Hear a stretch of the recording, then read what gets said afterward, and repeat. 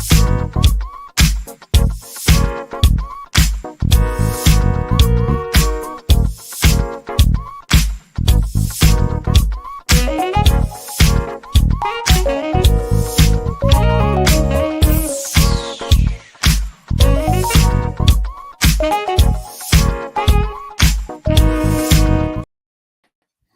very good evening to you. Welcome to the West Ham Voice on a Friday night. How are you, mate? Apart from being absolutely freezing.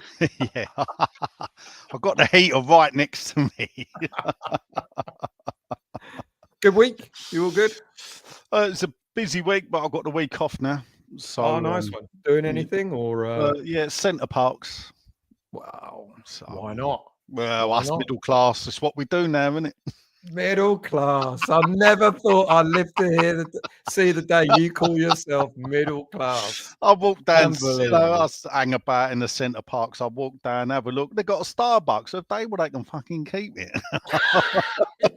I'll go back to the lodge and have a cup of tea, thanks. £5 for a cup of tea. Fuck off. Just before we came on, we were actually talking about, areas to live in London, etc. And we were talking about places like, where is it? Ongar. Where they sell coffee for £8. As we said, keeps the riffraff out. Coffee for £8 a shot.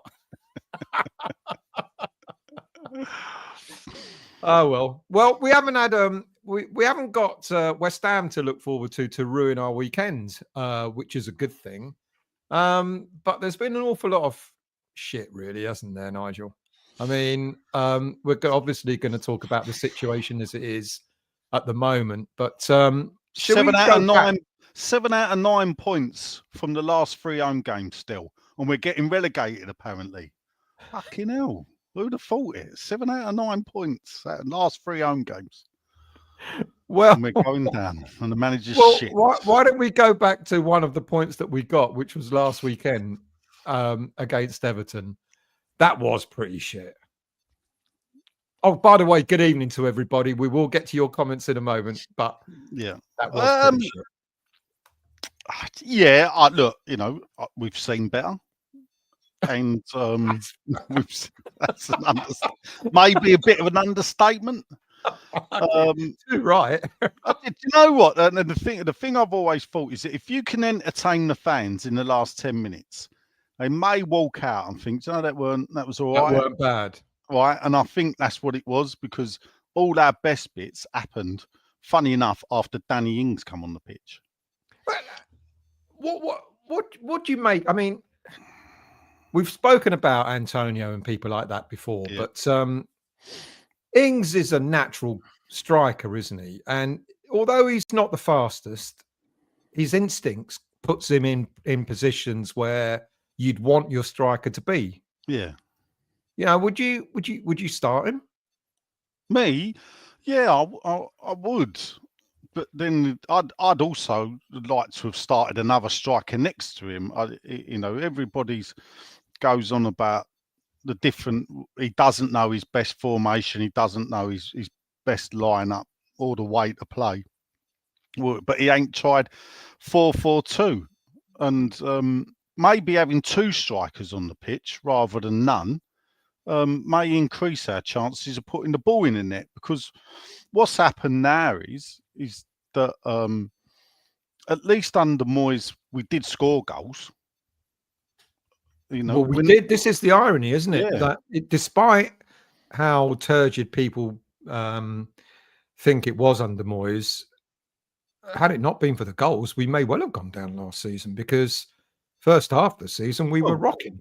Yeah, I mean, look, at the funny thing is, last season the defence was the problem. Yeah, we scored goals, but we shipped. I think it was the worst we'd ever shipped. Yeah, but we still managed to scrape a 9th place finish and 50 or 40 or high 40 points. Now we come in and buy almost a new back line. Yeah, and what's the difference?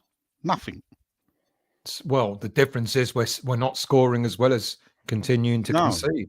No, but we keep the ball more. So and isn't that? I mean, I know people are going to go.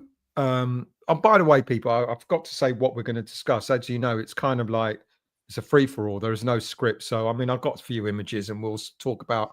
We'll probably naturally go on to certain things. It's just reminded me, yeah, images. I forgot to Yes, all send right. them. I think I might have your favourite one, but I might not. Well, let's see. But anyway, so obviously we're gonna talk about as we're doing now about the team, but not only it's gotten. I don't want to put a downer on it too soon because you know what I'm like. I always try to be positive, but even I'm thinking after what I saw last weekend, what you just spoke about last season. At least we were scoring despite conceding a lot of goals. This season, I think the concern is that we're still conceding, but we're not scoring either. Goals are fun still. Well, only when they go in, mate. Well, yeah. You know, look, and this is, I mean, you know, in the last 5-6 years, I've become a great statistician, where before it was a load of bollocks. And the reason why I've become a great statistician, frankly, is to show that they actually mean bollocks.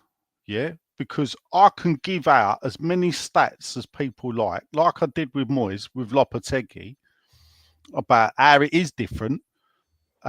We are playing a different way. But what does it mean? What's the end result? The end result is nothing's changed. You know, Yeah. we've got more possession. And what do we do with that possession? Well, we're averaging 2 more shots a game than we did under Moyes. And that's a fact. I'll tell you what, we're also averaging less shots on target. So if we're having more shots but less on target, there's less chance of scoring. But who's to blame? Is it Lopetegui or is it a fucking idiot shooting? Well, now here's a thing, yeah. People don't ever like to blame the players. Yeah, you know, and they're the ones that pull the shirt on, and we back them to the end. But at what point do we go, well, actually, it's not really doing it? do you think though that we're getting in the positions? Do you think we're getting in more goal scoring positions or not? No, Because I don't. a lot of fans are saying that not only is it bad in defence, but he's made some of our attacking players worse. Yeah, I look, and this is, you know, stats are bollocks. So I've come out with that, and they are factual stats. But do I feel like we're creating more chances? Do I feel we're being more creative with that extra 5% possession they're having? No, I'm not. I don't see the extra 2 shots on target. It's I'm not going to slaughter the man or shatter him out, because I don't see how after 10, 11 games you can criticise the bloke in a way. And what I'll tell you what's different here compared to possibly every other West Ham manager, and why I think Lopetegui deserves a bit more time than everything else is, he ain't bought the players. Well, I'm going to go on. I'm going to go on to that in a minute because this he's not the manager, is he? And this is the thing: we go, "Oh, the manager's the manager." He ain't the manager. He's the head coach. He's the head coach. That's a different thing. But let's put that in perspective, because I've been racking my brain on this like for quite some time. Where I remember at the end of the season when Moyes left, and there was an early interview with Steidten, and he was full of joy at the fact that, you know, really pushing it in Moyes' face, really, by suggesting I'm now free to do, you know, what I want, go out and buy the players that I think are right. Soup Dragon sung that, I think, but anyway. To shape the team, etc. And he was full of that joy of really making it clear that he was now in charge of transfers. And then we had all the conversation pre-season, or like as the season was building up, we had the conversations. Lopetegui and Steidten did interviews, and I don't know which of them said it. I think it was Lopetegui that said, "We've all got to be on the same page, you know, and it's been great. I've been studying West Ham for a certain number of months, you know, to understand the club, etc., etc." Why would he have studied West Ham though? Well, we know he was approached back in October last year. And I mean, I spoke about the whole thing about that, that the offer that was given to Moyes, and then it was taken off the table, and everyone was upset by that. And I said in the show the other day, if he signed that contract, how upset would the fan base have been? Do you know what? I must admit, I did chuckle at the fan base's reaction. Now, because it is actually, because on the face of it, it is a terrible way to treat someone. To just hang on though. But here's a thing, Go on. The majority of West Ham fans never wanted Moyes as manager at that time the contract was pulled. Yeah. So what are you complaining about? Well, I don't get the sensationalism over that. But it's going back to Lopetegui, he said, he was studying West Ham, etc., etc. And then you'd expect, if he's talking about, the owners and the technical director and him all being on the same page, surely before transfer window opened, they would have had a conversation as to what positions do we want to fill, what type of players do you want? I'll go out and get them.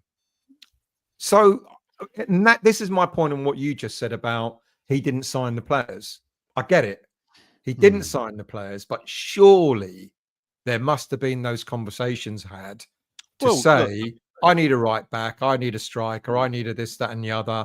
This is the type of player that he had a say in Kilman. So I'm suspecting this is the thing. And this is where, the game's playing will begin at the end of the day, under this ownership model, there's always someone to blame, and it's never them. So they can keep going down this road of blaming the managers, but then what happens is that they bring in this technical director or whatever he is. He is in charge of recruitment. It doesn't. The relationship falls apart with Moyes. At the end of the day, Moyes banned him from the training ground and everything else. So that highlights it was deteriorated. But now, isn't it? It's now the spotlight is beginning to shine, because what's happened is it's pretty obvious that Kilman was Lopetegui pick as such. Yeah. So because he works with him at Wolves. So that's pretty nailed on. Then you got the transfer of Somerville from Leeds. Now, I don't think we've ever seen a photograph of Steidten sitting in an EFL league game. No. So, cool. And so Sullivan recommended him. So did I say Sullivan? I think I meant the Steidten sauce. But he tells me, I don't fucking care. Anyway, so Sullivan has said, not openly, but anyway, I've seen it, fuck it, has said that Somerville was his pick. Right. Yeah, we've seen that. Yeah. So here's the strange thing, isn't it? Who's the best two signings, really, playing in the first team? At this moment in time, probably Kilman and Somerville. So therefore, the bloke who's hired, whose sole job is just signing players and everything, hasn't picked those two. And the two random picks are the best players on the pitch. Well, that's why I put that. I mean, I'm doing a script at the moment about Steidten, and I think I'm going to break the myth that he was the one that brought success to Leverkusen, because there's a chap there who is now the. Did he? Because when I talk to the Germans, they go, "Well, don't think he was part of a cog at the start, overplayed his hand and left." Simon Rolfs, ring a bell? Then the success came after he left. Exactly. Now, there's a guy at Leverkusen. You know more about German football than I do. Who is now the head sporting director or something like that, who Steidten reported to at Leverkusen, Simon Rolfs, who from my understanding, the more I'm sort of digging into this, maybe I shouldn't bother digging. I think I found the answer already. Is that he's the one that brought the Alonso. players that were successful to Yeah. Leverkusen, Yeah. and Steidten rode off the back of that. Yeah. Now, but the interest, and I don't know, is that your understanding? You know, Well, you've I've got German, always from the moment Steidten joined the club, yeah, naturally, I speak to a German friend, and I'm pretty sure I got a text where it was like, well, you know, it wasn't, he wasn't the big name in German football. right. Yeah. So, you know, I'm not poo-pooing the man. I think there have been, you know, there's obviously, he done well at Werder Bremen. Yeah. Well, this is And it. that's where his link to Full Crew comes in. But Yeah. but when you say he done well, he wasn't running the scene. Yeah. So he was part of the cog. West Ham's his biggest job, probably. Yeah. Yeah. And I find it distasteful that I do get the impression he's openly using us as a shop window. Yeah. Too open. Clearly. So it's only a shop window if we're successful. well, yeah, I mean, I did chuckle, you know, and Edu left and they're talking Steidten to Arsenal, and you think, fuck off. You know, they ain't going to touch him with a barge pole. Exactly that. I don't think they are. And I know the fan base are going, oh my God. I mean, I won't lie, Nigel. When in the summertime, I did a show and I said Steidten is our most important signing, you know, and I really thought that he was going to bring that level of, when it comes to the transfer window, I really thought he was going to bring that level of stability to the transfer, but it's been worse than ever. Look, I was sitting with Johnny Bucci, from the podcast, and we sat together for the first half anyway. And we're looking at the midfield, and we're looking, and you're thinking, did we really get rid of Flynn Downs and James Ward-Prowse to make way for what we were watching? Yeah, because you're not telling me those two can't do what the likes of Rodriguez, Soler, when he come on, are doing. So therefore, what, Flynn Downs would probably run through a brick wall playing for West Ham. Yeah, because he's a fan. Because and this is the thing. Why did we sell Flynn Downs? Well, we sold him because we wanted the money. But we wanted the money to buy someone else. Well, if that someone else is in his place, we could have saved ourselves the money and just kept him. Well, this is it. I mean, when we sold Flynn Downs, I actually thought that potentially we would. This will be the time for Freddie Potts to maybe step up into the senior team. Won't start, but be in on the subs bench, etc.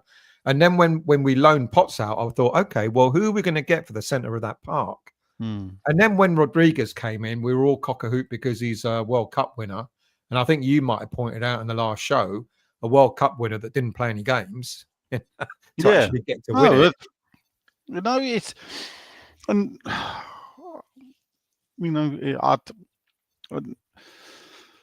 blimey, it ain't often I'm stuck for words there, but I just the signings, to be honest, Somerville, yes, in a way, Kilman. I mean, he had a great game against us, didn't he, at Molineux? And they should have got. It was an equaliser they should have had, wasn't it? In the last minute, got disallowed. So, you think, right, that's a good player. So Somerville, Premier League experience. Kilman, obviously, Premier League experience. So, but then maybe we're being a bit harsh with the new foreign players, because some of the best players in the world have struggled to fit into Premier League football. Yeah. So, I mean, looking at who we brought in, because I'm seeing comments like, well, it can't just be Steidten's fault, etc. I'm not suggesting for a minute Steidten's the only one to blame here, But I think we got onto this because I was asking the question of if Lopetegui and Steidten are on the same page, how is it that we've hit now Lopetegui suggesting he doesn't have the Well, players to look, play the way this he is the wants to thing. play? They all sit down, they're all mates, yeah? So at the start of the season, Loppy comes in, he's new. Steiden's happy, Moyes is out the door. He's got rid of a stumbling block. Moyes is old school, wants to run the football club his way. Steidten, I don't know if he wins the battle. I think he was always going to win as the new bloke. West Ham want to go in a new direction. Try this way. Try the continental way. Yeah. Steidten, everybody's happy in it. But what happens is that the results middle of the road. Yeah, you win some, you lose some, you draw some. It's all roughly even. So we played, how many games we played? 11. Yeah. Lost 5. So we lost what, 45%? Yeah, and won 3 and drawn 3, if I'm correct off the top of my head. That's right. So yeah. it's middle of the road type of performances. Because at the end, Moyes done himself a disservice by actually playing some of the. It is bad football now. You look back at it, and as I say, Moyes played football without the ball. Or Moyes' ball was football, but without the ball. It had its successes, and it had its successes, fun enough, against teams that like to really get at you. But what they did was left the space to run into. So if you look at the Tottenham victory, if you look at the Brighton victory, I think the Brighton victory, we had something like 27% possession. Yeah. And we'd done them 3-1, was it? Yeah. Away from home. Away from home. So, but as I said, it's playing football without the ball. We don't want that.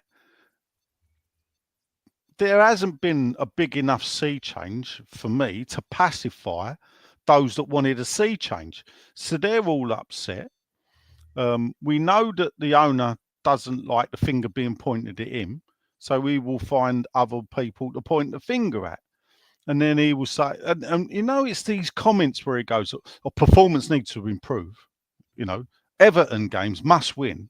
It was must win, yeah. Right. But what happened is that was an off the cuff thing. And when it's put out there, people read that in where we don't win, he's going to get sacked. It didn't mean that at all. Yeah, it did not mean that at all. What I think he was saying is we've got to win against Everton because they're one of the teams around us. And that's where we've got to pick up points. At no point did he ever put the manager or the head coach under pressure in what he said. But because of the way it's then put out by the people that put it out and the websites and everything else, it just blows up the fan base. And that's why when I look at Sean and he is my mate and I point at the finger and go, you are part of the problem, it's for that reason. Because this all right, it's a bubble. And you know, funny enough, it probably happens at a lot of clubs. If we were sitting 8th and we'd won 5, lost 3, drawn 3, I don't think we'd be, and that's the tight and you know how close it could be. That's the I don't think we'd be sitting here pointing fingers like what we are. You know, and people are saying there's a lot of comments in the chat, and we know what we know what Sullivan is like. You know, he can't help but interfere, and people are suggesting now.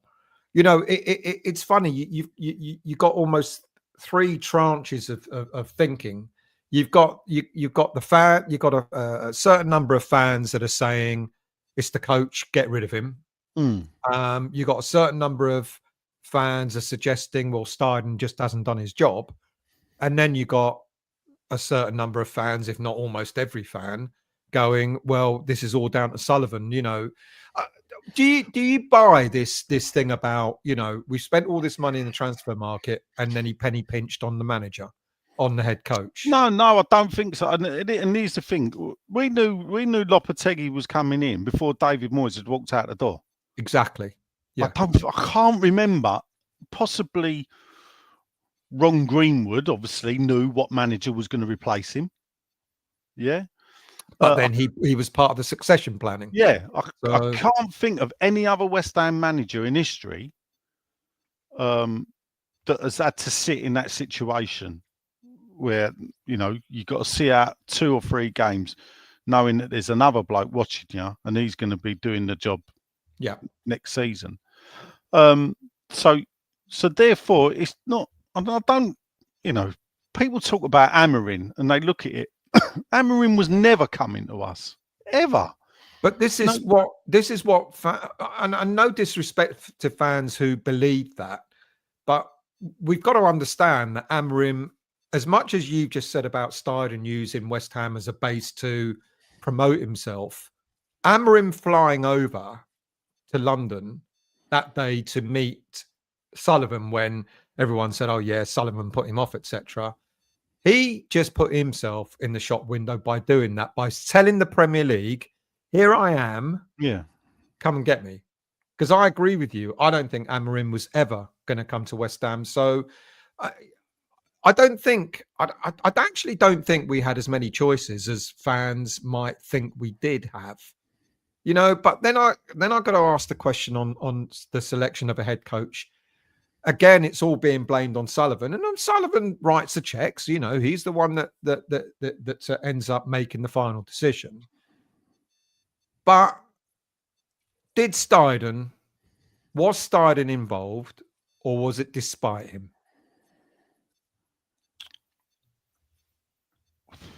I can't see he wouldn't have been involved. I can't see it either. And So, I'm not exonerating Sullivan from the choice he made. No, but what it is, it would have been, let's sit down and talk about it, yeah, and let's come to it. And then, you know, Steidten probably would. I couldn't have seen Amorim working with Steidten, to be fair. Yeah, yeah.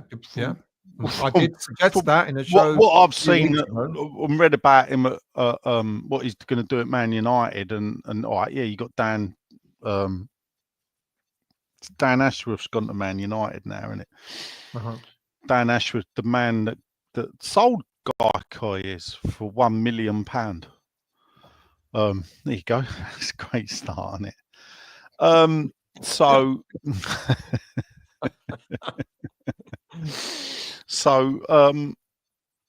You know, them things are always in everybody's soccer. But Amorim's, you know, had a lot of control. Lopetegui has not got that control. He ain't. And, you know, the fact that he only got a 2-year contract, funny enough, actually says that says to me they weren't really sure, though. Yeah, I must admit. When you look at 2, you think, well, 2-year contract, you know? Yeah. That means after 1 year, if he does really well, he's only got another year's contract. So someone could come and buy it out easy or whatever. And there just seems to be a lack of faith there. I'm not saying give him a 5-year contract, but 3 years, but I would have thought. Normally it'd be a 3-year, yeah. You know, so a 2-year contract smacks of there were doubts for some reason. Yeah. And why would he take a 2-year contract? Well, we know why he would. Yeah, I mean, he was unemployed. Well, maybe he just thought that he'd be able to demonstrate that he's the right man for the job, and then maybe get that contract extended. It's a little bit like Moyes, isn't it? Where Moyes turned down that contract, or didn't turn down the contract. He didn't accept it initially, and when it was offered to him last December, and he went kind of wait, because he thought, I'm going to show you that I'm worthy of a longer contract, a better one. That didn't work, and maybe Lopetegui accepted a 2-year deal to demonstrate that he's capable. I mean, I don't want to jump the gun. I've got to be honest. The football is poor. We're not scoring as well as we're conceding. Is it right to keep him? How long do we wait? No, you can't really look at anything until January for a start. One, he's not played every team. Yeah. So the great stat, you know, the 6'2" Andy put out the barometer yesterday, I think, and the barometer shows which is the better way to judge him, not the first 11 games against last season's first 11 games. It's game for game, match for match, team for team. Yeah, the teams that we played. Yeah. Mm-hmm. And now he's 1 point in front of where we were with those teams last season. Right. So what that says is we're on target to get 50 points, which would give us a top 10 finish. Right. Which, you know, believe it or not, people, is a pretty decent finishing place. The West Ham's average finishing position in the Premier League is 13th. So if you average out we know how averages work. I'm not going to mansplain it, but that is West Ham's average league position, 13th. And average points in a season, I think, is 45 or 46. So he's above average. So therefore, given that, and given that we kind of all said we would accept a transition period this season, you know, we don't mind if we finish mid-table, but there was the caveat was we don't mind finishing mid-table or, you know, a transition period so long as the football's better. But the football, no, okay, you're absolutely right in your stats. You're absolutely right in your stats. That, you know, we could finish the season mid-table. I don't think we'll get in a relegation scrap. But then again, you know, we'll see. But I don't think we will. But I guess what people are upset about is the quality of the football. Yes. We've seen snippets, but they've only been snippets. Second half against Man City, and a 20 minutes here in that game, 10 minutes here in the other game. Yeah, I mean, this is the thing when you look at this. So Crystal Palace was okay, but they weren't firing. No, but I thought we looked pretty good at Palace. You know, look, blimey, you know, the German that was having his name sang, at Crystal Palace. He sure was. And you're thinking, he's only been on the pitch 5 minutes, and they've already, you know, years ago you had to wait 2 years before they'd sung your name, and here you go. He's only been on the pitch literally 5 minutes, and they were singing "We Got a Big Fucking German." Well, they're not singing that now, are they? No, definitely not. But I mean, Fulham get out of jail free card played. Yeah, agreed. Brentford, okay. That's a good point, Brentford. Ironically, it is, away from home. Here's a thing. No, not that's this. Brentford, have got the most points at home this season than any other team in the Premier League. They've won 5 out of 6 games. And who's the team they didn't beat? Shitty old us. You know, and this, you know, so that's why I say it's been one of those seasons so far where you've had a little bit of this and a little bit of that. You know, to have a good game of football, it takes 2 to tango.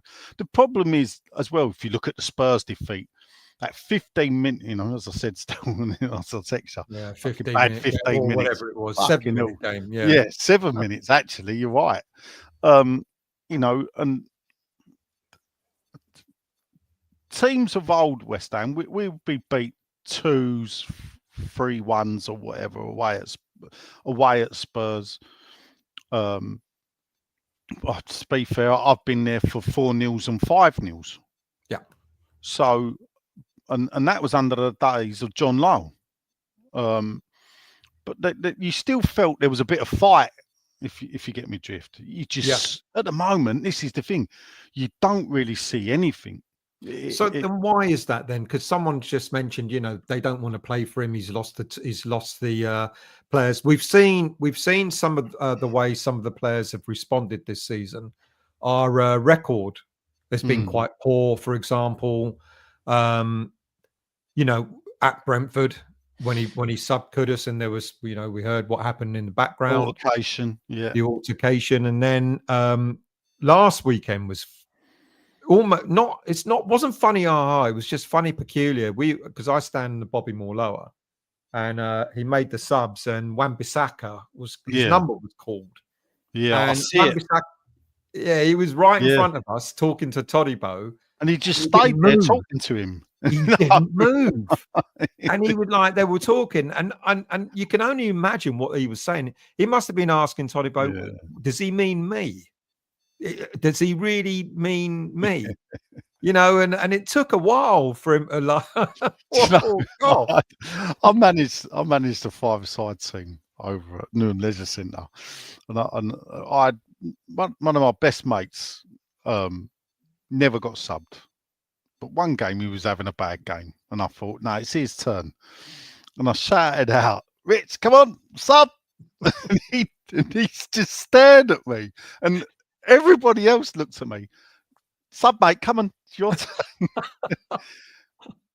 And he just walked to the side of the pitch, picked up his 4 cans of beer. I didn't see him for 2 weeks. And that's what it reminded me of. It didn't make me chuckle. I thought, blimey, Wan-Bissaka. Because he didn't even walk, did he? He walked wide. He walked wide, nothing. and then round, and then when he walked he walked straight up into the seats and didn't even bat an eyelid towards Lopetegui. Do you know what? I think. But here's a stat, because this came up from Gio did a show the other day, and he found this stat. Oh, is that tartan? Is it? Oh no, it's not. Sorry. Hang on, let me let the cat out. Hang on a minute. Oh right, yeah. Oh, I'll entertain the people anyway. I don't know what with. Fucking, I've got a joke for you. This stat, I don't know if you've seen this stat, but this is about where we give more and less space to the opposition. And look at that right back area. What the fuck does this shit mean?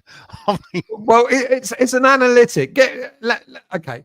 What has the analyst been doing it on Minecraft? What? Fuck. It's blocks, different colours. Yeah, no, and the darker the block, have a little play with that. The darker the darker the block, the more space the opposition's given. So you look at that right back spot where teams are attacking. That's the area at the moment where opposition teams are getting the most success, and this goes to Wan-Bissaka and how he's being used, because Wan-Bissaka, when he came to West Ham United, everyone went, wow, we've got the best right back in the Premier League for 15 mil. How come? Oh, sorry, I thought you were going to say 15 minutes then. Yeah, you were right. But then Wan-Bissaka starts playing, and Lopetegui wants him to maraud forward. Yeah. Completely out of position, and all of a sudden Wan-Bissaka looks shit and gets subbed. And his best performance was where? Sellers Park, wasn't it? Yeah. Yeah, it must have been like home for him, wasn't it? Yeah, well, it was. But this goes back again to the point of Lopetegui suggesting he doesn't have the players to play the football he wants. We already know. I did research on him before he joined us, and I talked about how he likes his fullbacks to maraud forward. That's his style. That's what he's always done. Fullbacks marauding forward, the high press, etc. And I got quite excited by that. I thought, fuck me, we're going to spend 3/4 of the game in the opposition's half, scoring a shed load of goals. But what's happening is we're not. Are we not executing what he wants, or does he really not have the players to execute what he wants? Are the players not doing what he's asked?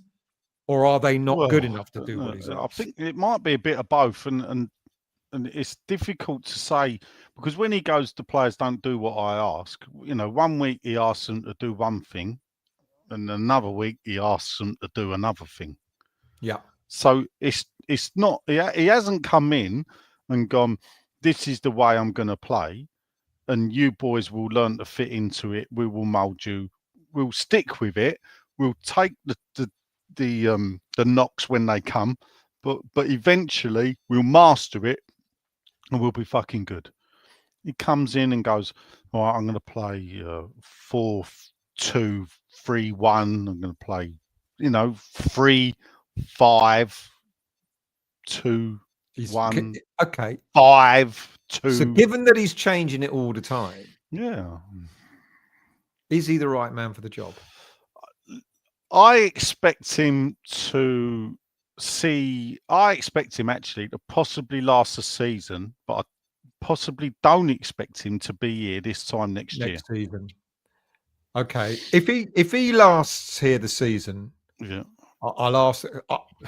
God, I hope people know. I hope no one records this. Well, no, it's on YouTube, isn't it? Forever, so people You're can play recording it, it, you idiot. Yeah, well, I am. I know that. I know. I had a brain fog for a split second. So, if he stays all season, are we both saying we're not going to be in a relegation battle? I don't think we are going to be in a relegation battle. Okay. How long is it then going to take for him to settle on on an identity for the team? Because you're absolutely. I mean, here's the irony, Nigel. I've got to be honest. I've got to be honest. Before the Nottingham Forest game, when we had injuries, etc., I actually turned around and said, I think our team's better off playing a 3 at the back, like a 5-3-2 or a 3-5-2 or a 3-5-1-1 system. Because if he wants his fullbacks to maraud forward, that means you've got 3 defenders to sort of close off, etc. Gives you a little bit more security. Well, fuck me, I felt there. And then, and ironically, he played 3 at the back and it didn't work. And now, like you've just said, he is chopping and changing all the time. So by doing that, is that going to continue confusing the players throughout the season? And could that possibly, when is he going to settle on what he wants? 13 games in, 12 games in, whatever. 11. How long is it going to take him before he realizes what the best formation is, the best tactics are, and so on? Well, it should be pretty soon. I mean, December realistically, and I mean, and this is the mad thing about it.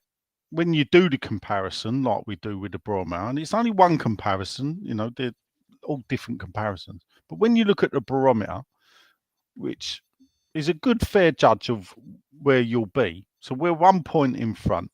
Next 2 games are Newcastle away, so we lost 4-3, and then he's got Arsenal at home. Well, we lost that 6-0. So. So here's the funny thing, yeah. So he can lose them 2 games, yeah, and we'll still be on par. And in 3 weeks' time, I can still be sitting there going, yeah, but you know, we're still 1 point better off than we would have been next season, and we finished 9th. The big month is December, because when you start the comparison, I think near enough every game in December we took points in. Right. So, frankly, in December, he can't really afford to lose. Because at this moment in time, if you look at the stats in a different way, the games so far in a different way, he's on par with when Bilic got sacked. Bilic, I think, had roughly the same number of wins. He might have had 2 wins and 1 more draw. So it was a slight difference. So when Bilic got sacked in November 2017, his record is on par with what. I'd have to double check that. I mean, I did it. If you heard the podcast, we went through, you know, and so this is our, I think, our 27th year in the Premier League or 28th season in the Premier League. This is not in the top 10 of worst starts. Okay. Yeah. Not saying that. I'm not saying that. We've been. How many times we've been? I'm doing this off the top of my head. So we've been relegated from the Premier League twice. Yes. So we've only been relegated from the Premier League twice. But we've had other seasons with bad starts. And this is possibly an average start. Now, it could go either way. Yeah, it could be that we nosedive and drop down. But what are we on? 12 points now? We're on 12 out of 11, yeah. Yeah. So when you look at the stats, there's been seasons where we've had 6, I think 8 points, 9 points, loads of seasons where we only had 10 and 11 points. So it's, you know, and this is about context, isn't it? What do we, when you look at the games that we've lost? So we've lost to so who have we lost to in the league? Man City. We've lost all the top teams. Right. We've lost how many of them? In the right. Current top 10. Yeah. So how many of them that we got a point from? Right. How many of them do you think we should have beat? Should we have beat Aston Villa? No, I agree. I Could have agree got a with point. you. I think. Yeah. I think it's context, though. I agree. I do agree with you. And maybe if the cards are falling differently, if we had these teams spread out over, over a longer throughout December as well, rather than more scrunched up to the beginning of the season, we might have seen different points playing other teams. But here's the irony: we could scrape something. Not that I think we will, but we could scrape something against Newcastle and maybe Arsenal, and then by the looks of things, we'll get thumped by Leicester. That's the feeling at the moment because it's the football that's not giving us the confidence. The funny thing is, I think it was the Newcastle game that last season away that really done for him.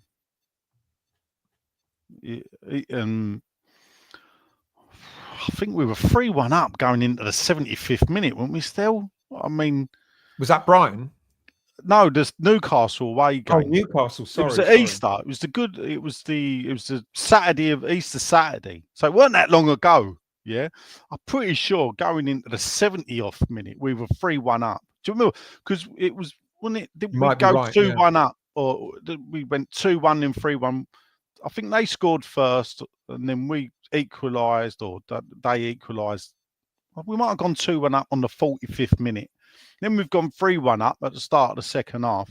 And I think it was like he made the subs in about the 70-odd minute. We just crumbled. There you go. Newcastle had 2 penalties that they're never penalties. But what I'm saying is that for 70 minutes of that game, my God, what an atmosphere. Yeah. Yeah. And then it just crumbled. And he's right. They got fluky with penalties. I think the Gordon penalty has stuck his foot. When what's his name kicked the player. Yeah. No, well, Gordon put his foot in front. He put his foot in front. So it was never a never a penalty. Never a penalty. So, it's and I think realistically, if he'd have won that game, I could have seen Moyes maybe being kept. Yeah. Yeah. Like I said earlier with the contract, I think he held on to that. He held off signing it because obviously he had the transfers taken away from him.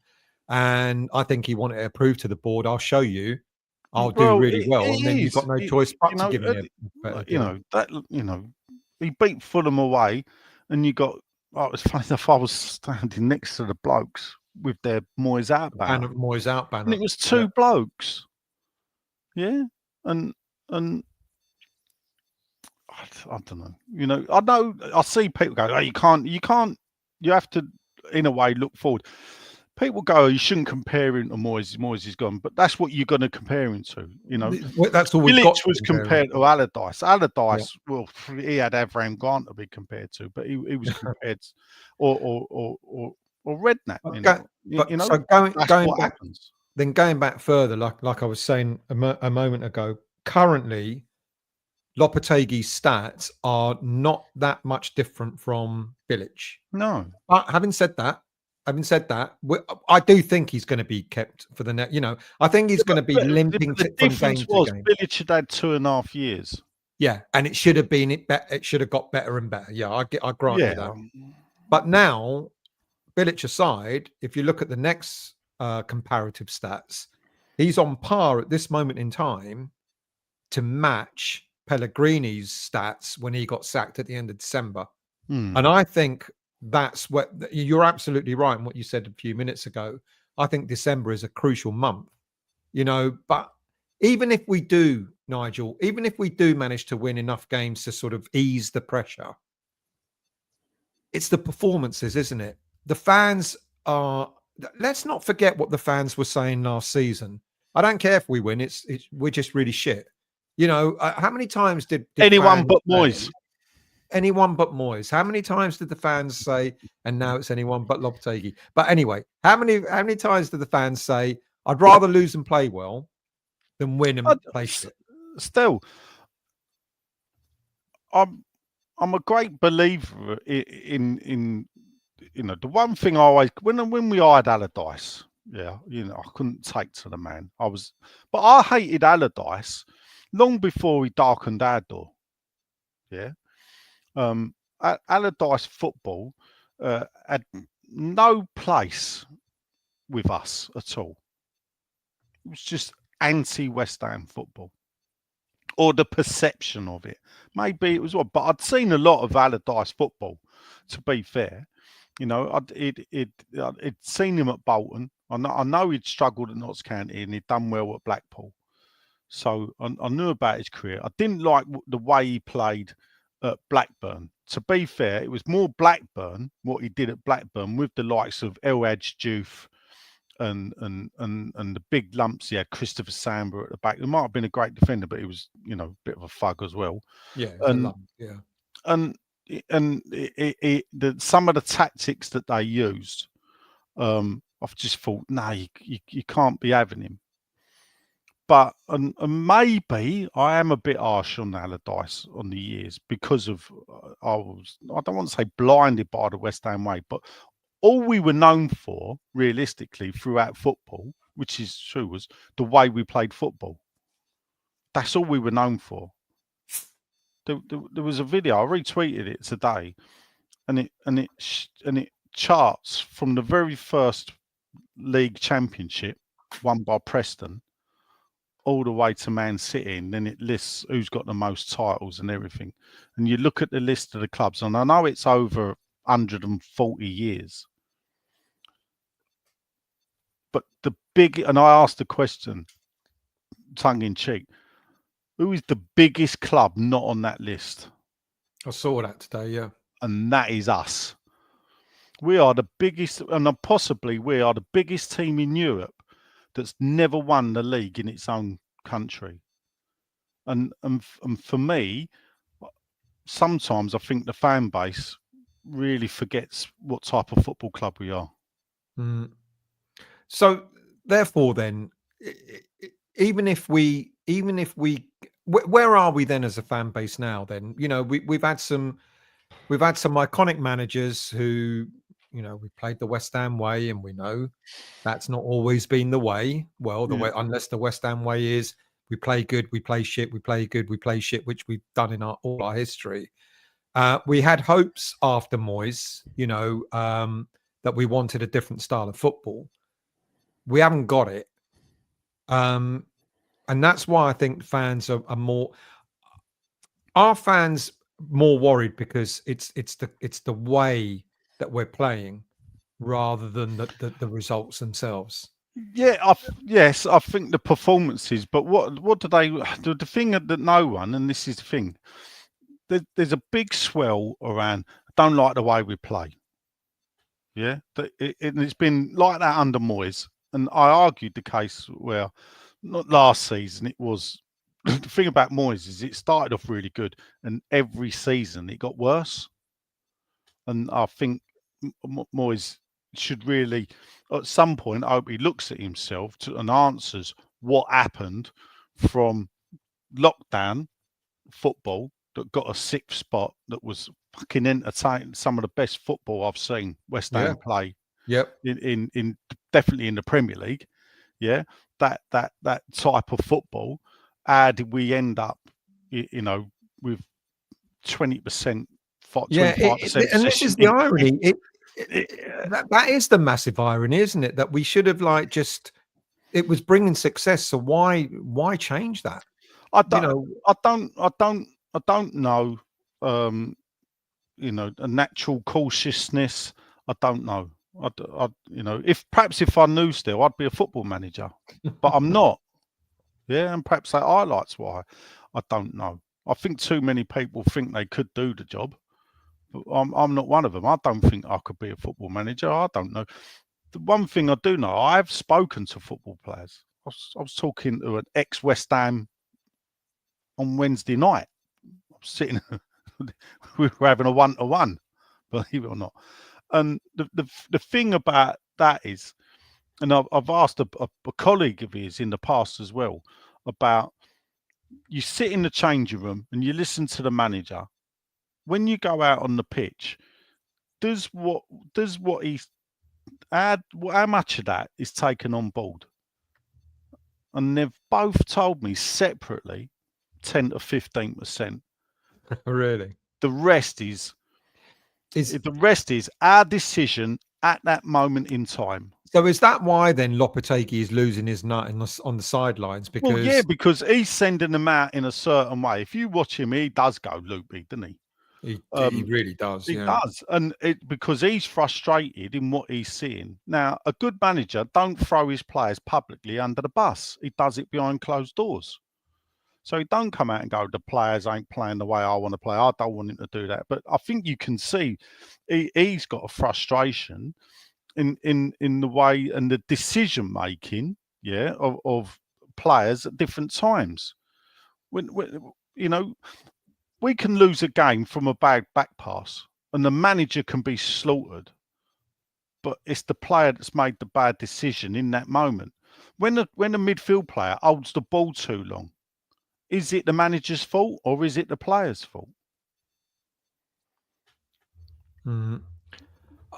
It's a tough one. It's a tough one because the manager will the way you seeing him on the sidelines, you would believe that he's not that he's going to pointedly blame the players, but that's why he's making the substitutions that he's making, because he's seeing that the players aren't necessarily doing what he's asked them to do. I just want to pick up. There's a comment here. Go on. Obsidian Curse. Listening to this, I think it's me. I think fans are just a bigger problem with Sullivan. Possibly. What he says is small club mentality. Now, people say this. Obviously, I'm public in what I say, and also about why I talk down the club. I don't talk down the club. I try and explain what we are as a football club in reality. I believe there's an overinflated ego in a section of the fan base that think we should be challenging the top six when there is nothing about the way this football club has run or ever been run that has ever said we are that type of football club.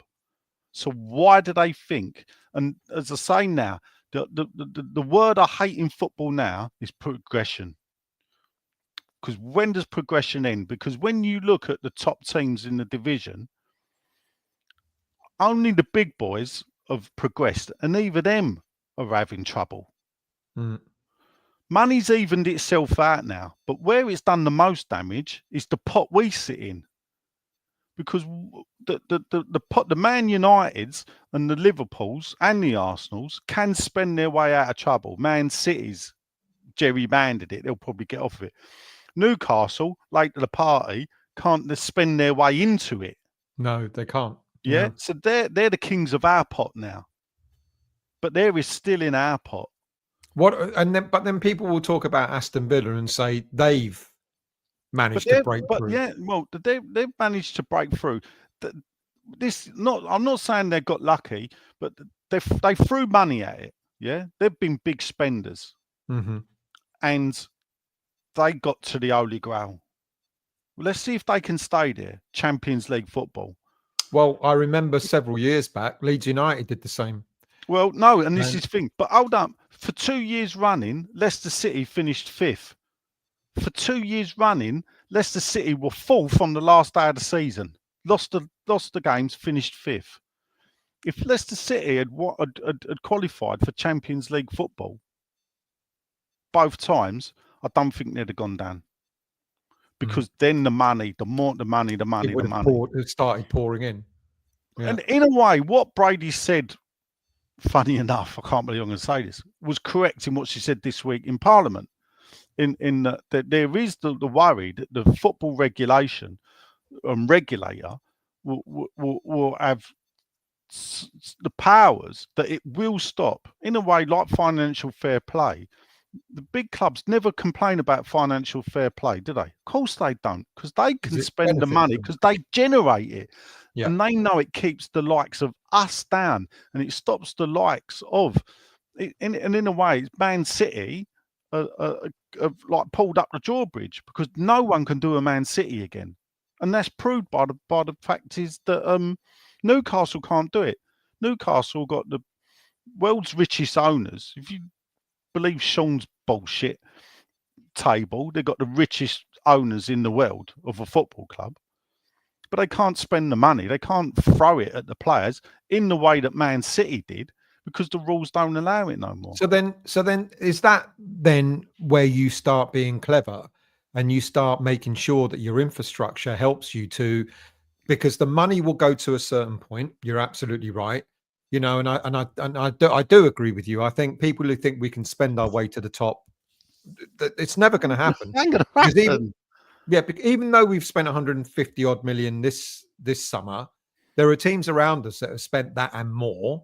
I think Brighton, for the first time, has spent a huge amount of money in the transfer window this summer.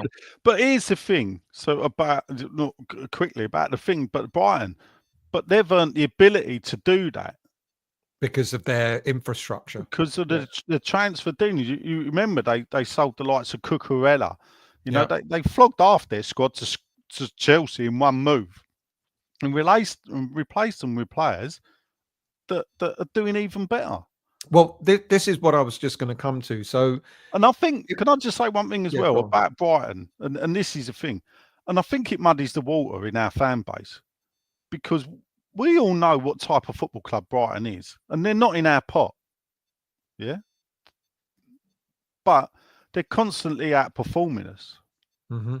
And what it shows is, one, you don't need a 60,000 seater stadium. Two, you don't need to constantly throw money at it. If you look at us under Sullivan, we go through these periods where we have these transfer windows where we sign 7 players, 8 players. We spend all the money in one go, and then we're skinned.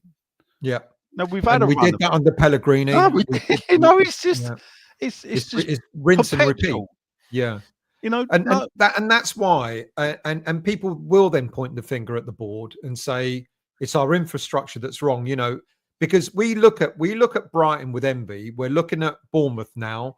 We're looking at Aston Villa and clubs like that. And what we see there is their infrastructure is you're absolutely right. But Brighton's pitch is 23,000 in it or something like that. 24,000, whatever it is. It's a small stadium. Yeah, it's a small stadium. 30,000, I think now. Brentford, blimey.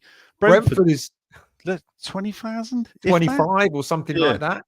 And yet, you're absolutely correct. They're actually surpassing us in what they're delivering. So it's the infrastructure of the club, isn't it? And this is where I thought that by bringing in Sullivan should have hired hackers. Yeah, because the funny thing about the Brighton data. Well, but what people, I don't know if people understand that the fact is that the owner of Brighton and the owner of Brentford were friends and colleagues. Yeah.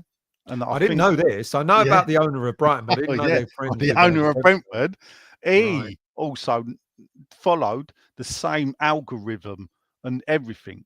And then they had a falling out. Yeah.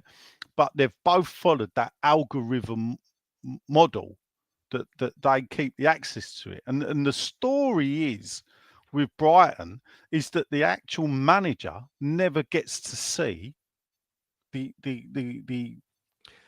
in action. Well, this is a point I've been making linked to it. So everyone's shouting out, "Oh, get Potter in or get De Zerbi in," because they did absolutely great at Brighton. And I keep saying, all they do is come in and coach the team.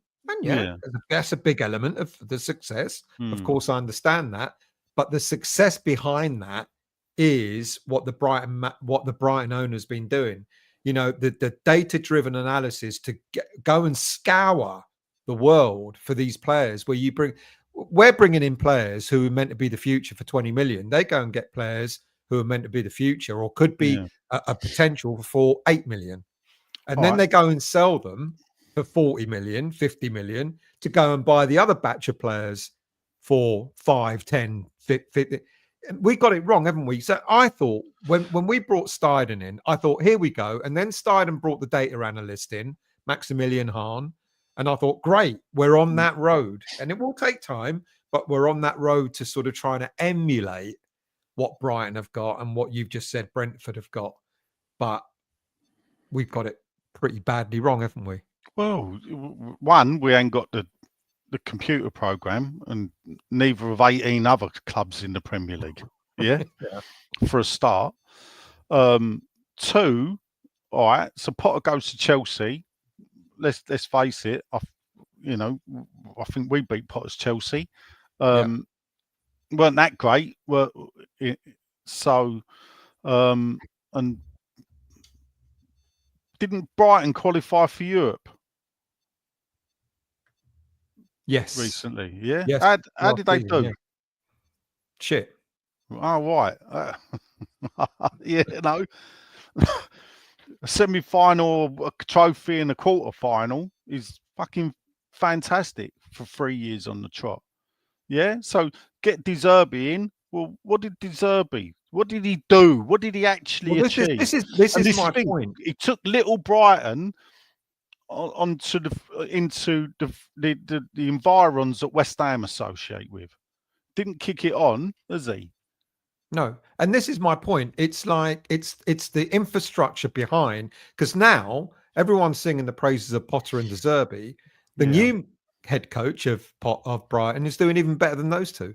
Yeah, he has actually pushed them on, and it is the infrastructure that they've got now. But then it goes back to the point of you work with what you've got. So everyone is saying, I didn't want Lopetegui. We've got Lopetegui. And what they're doing is they're comparing Lopetegui to Thomas Frank and Irola of Bournemouth, etc., and saying he's not even as good as them. But it goes back to that question again: has he got the right infrastructure in place to succeed? And the point that you made much earlier in the show about, has he got? Because he doesn't have a say in who we sign.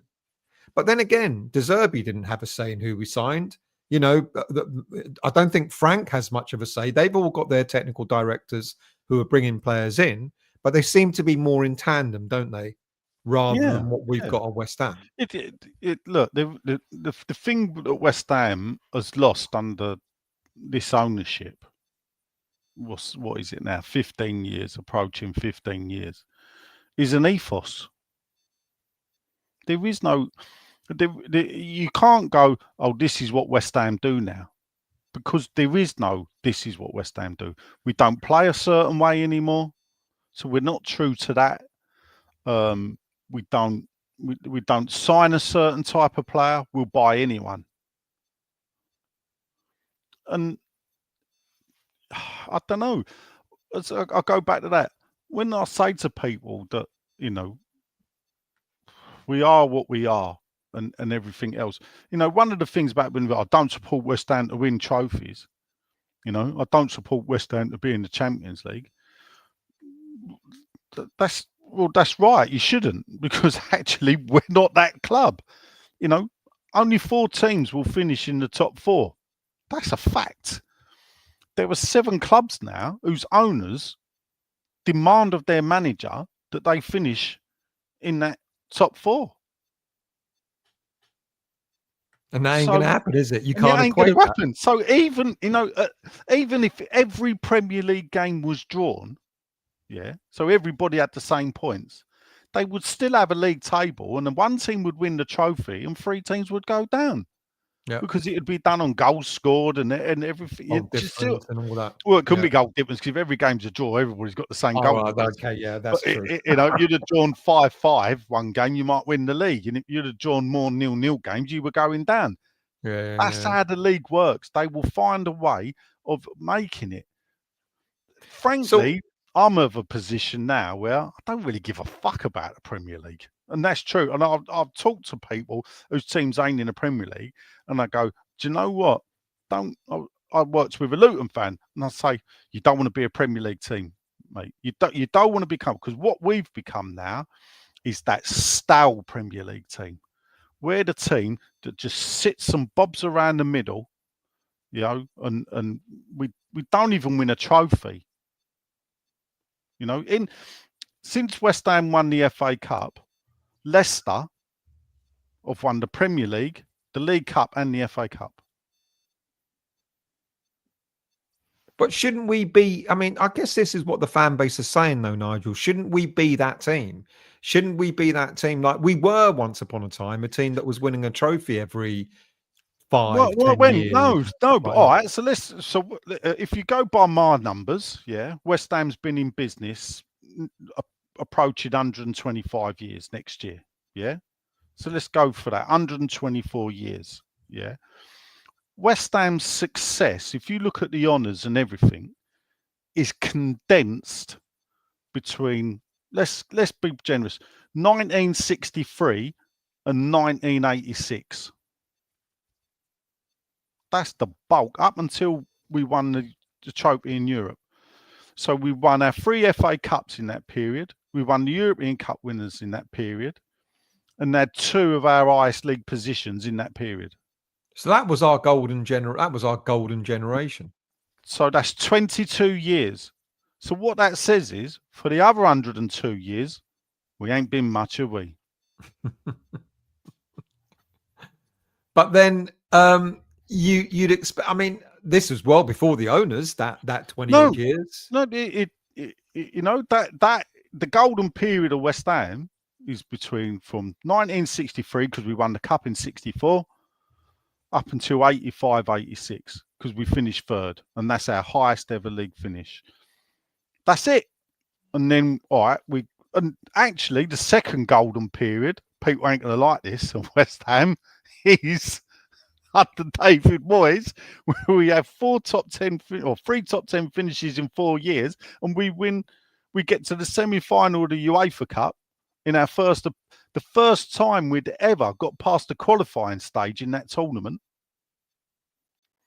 And then we win the conference, and then we get to the quarter-final, which I think is a fair to get to the last 8 in the UEFA Cup. It's a great achievement for West Ham. So then, where does it go from here? I mean, it looks as if we're going to have the next month, 2 months. We've got all of November and probably all of December of Lopetegui, because if Lopetegui was going to be he's sacked, going nowhere. These people think he's going nowhere. At no he would have point, been sacked by now. He would have been sacked straight after. At Everton, no if that point was the case. have I seen anything that says to me they're going to get rid of him before Christmas. Yeah. At no point. Unless we get an absolute thumping in any of our upcoming games. No. I still don't think so. Look, Sullivan's own rule is no one survives 60 feet. Yeah. Well, we know that's not going to happen, because he's going to limp his way from game to game. Yeah, he'll get a point here and we lose. He'll get a win here and we'll lose. But then I'll go back. All right, our last 3 home games, we took 7 out of 9 points. But people are seeing it very differently, aren't they? But this is it. I can't help the way people see things. You know, I suppose in a way the fact that we do this, we feel like we've got something to say. We have got egos. Some deny it. I don't. You know, I try and bring a different message to what I think the mainstream are saying, because I think some of the mainstream are fucking fruitcakes. But it's quite difficult, honest. Nigel, because I'm like, I've known you for a while now, and I try not to do that sort of stuff as well. But no, when people go with the flow of a certain way, it's quite difficult to go against that tide, and I'm not suggesting for a minute. I mean, I actually admit, after the game on Saturday against Everton, I did turn around and say, this is bad. And I did turn around and say that I think perhaps we should be looking for an alternative, but I didn't think for a minute that we would get rid of Lopetegui, because then I look at the history, especially under this current ownership.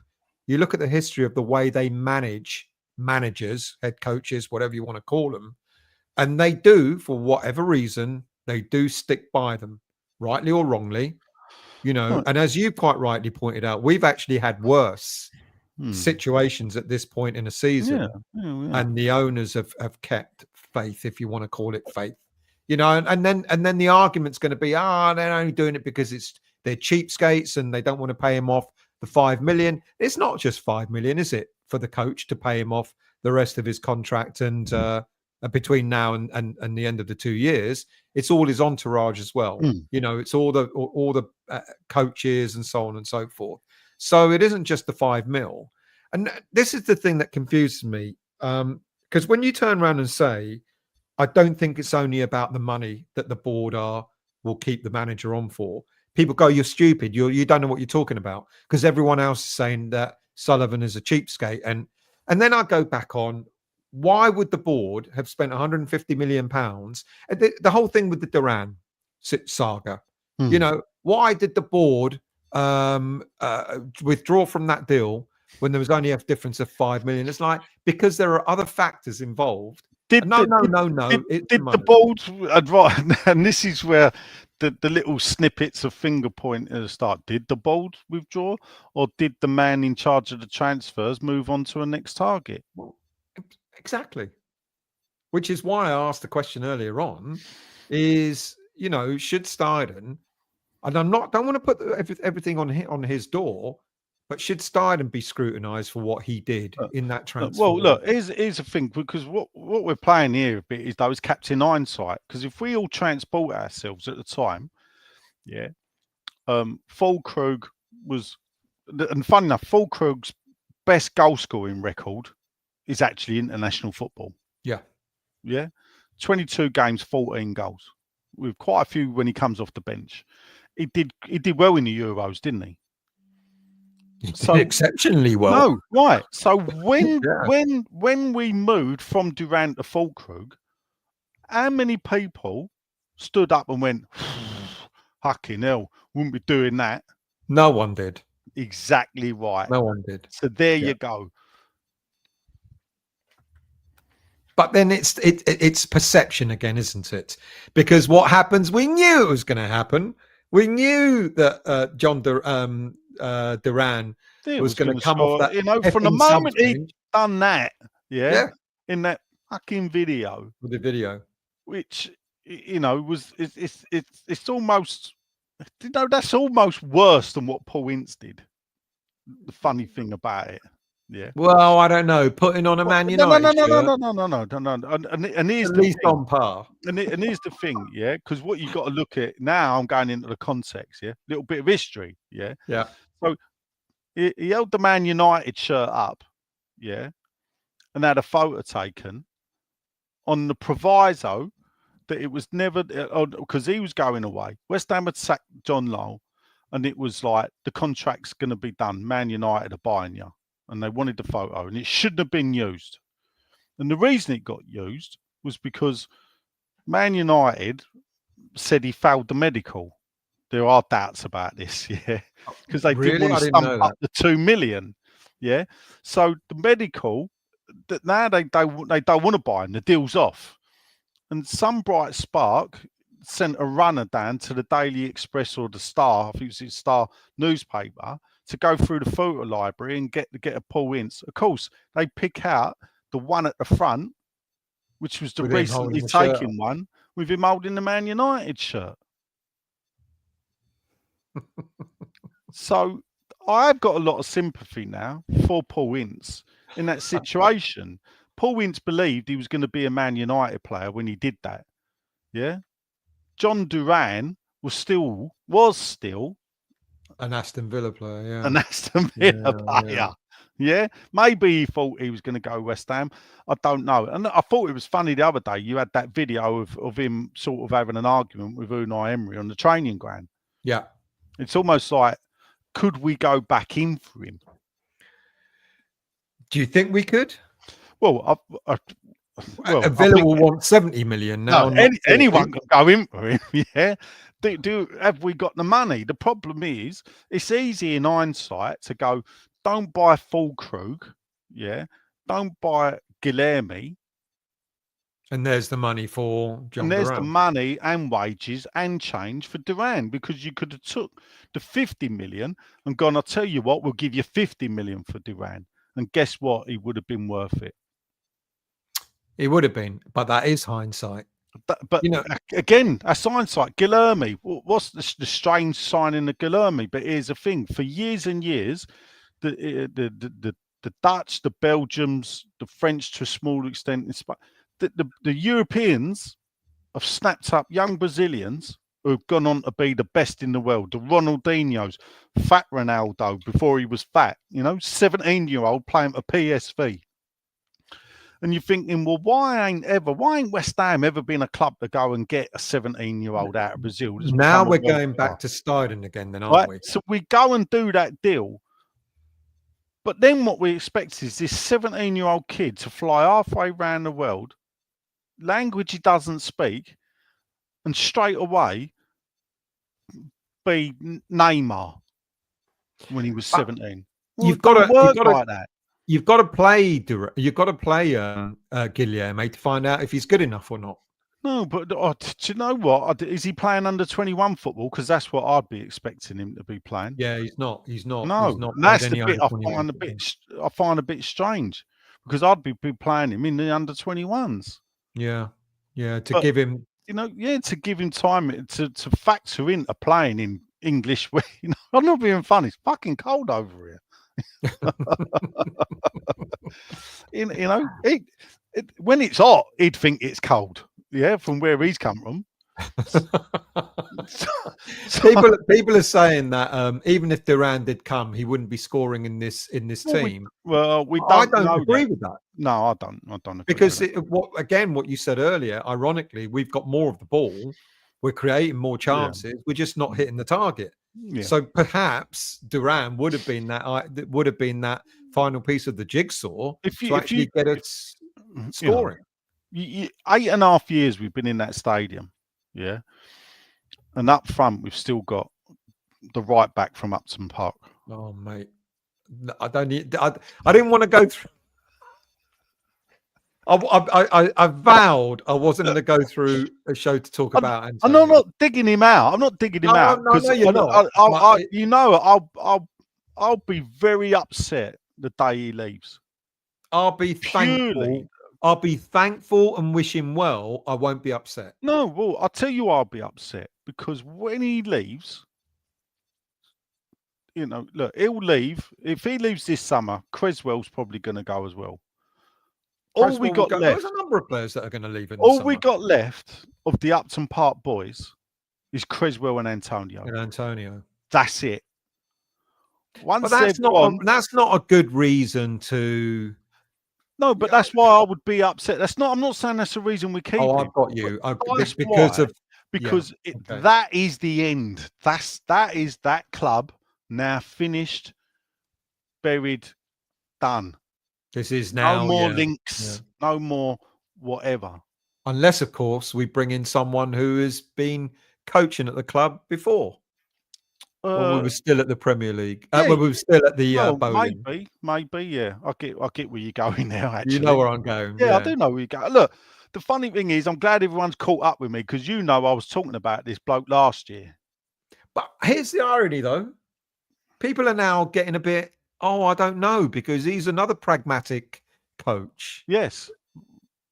That's is that why what we want? Dortmund? But guess what? The funny thing is, though, he was loved at Dortmund, but I think a big part of that is because he was a Dortmund player. Okay. Yeah, Dortmund. I don't know if he grew up in Dortmund. I know he's Croatian, but I think he is linked with Dortmund. So, like West Ham, Dortmund love their own. Right. So, he was a coach. He got the job in a way by default, and unfortunately for him, he should have won the fucking league. He should have won it. I think it was Mainz at home. They only had to win. I know, and he was damned unfortunate for getting Real Madrid in the final of the and got to the final of the Champions League. And he took Dortmund to the final of the Champions League. So unfortunately, he'll be forever known as a runner-up. Is that Obsidian saying? I thought Dortmund wanted him out. I don't know. You know a lot more about. But this is the thing. But because of the way he played football. So it's pragmatic football. It's Moyes like. Well, don't know if I don't know if you would call it Moore's like. I don't think it was Moore. There's no one in Germany that plays Moore's ball. Yeah, there ain't. There was no one really in the Premier League that played Moore's ball in the end. So, and that is Moyes' downfall. But yeah, they wanted him out. At the end of the day, they should have won the league and they didn't.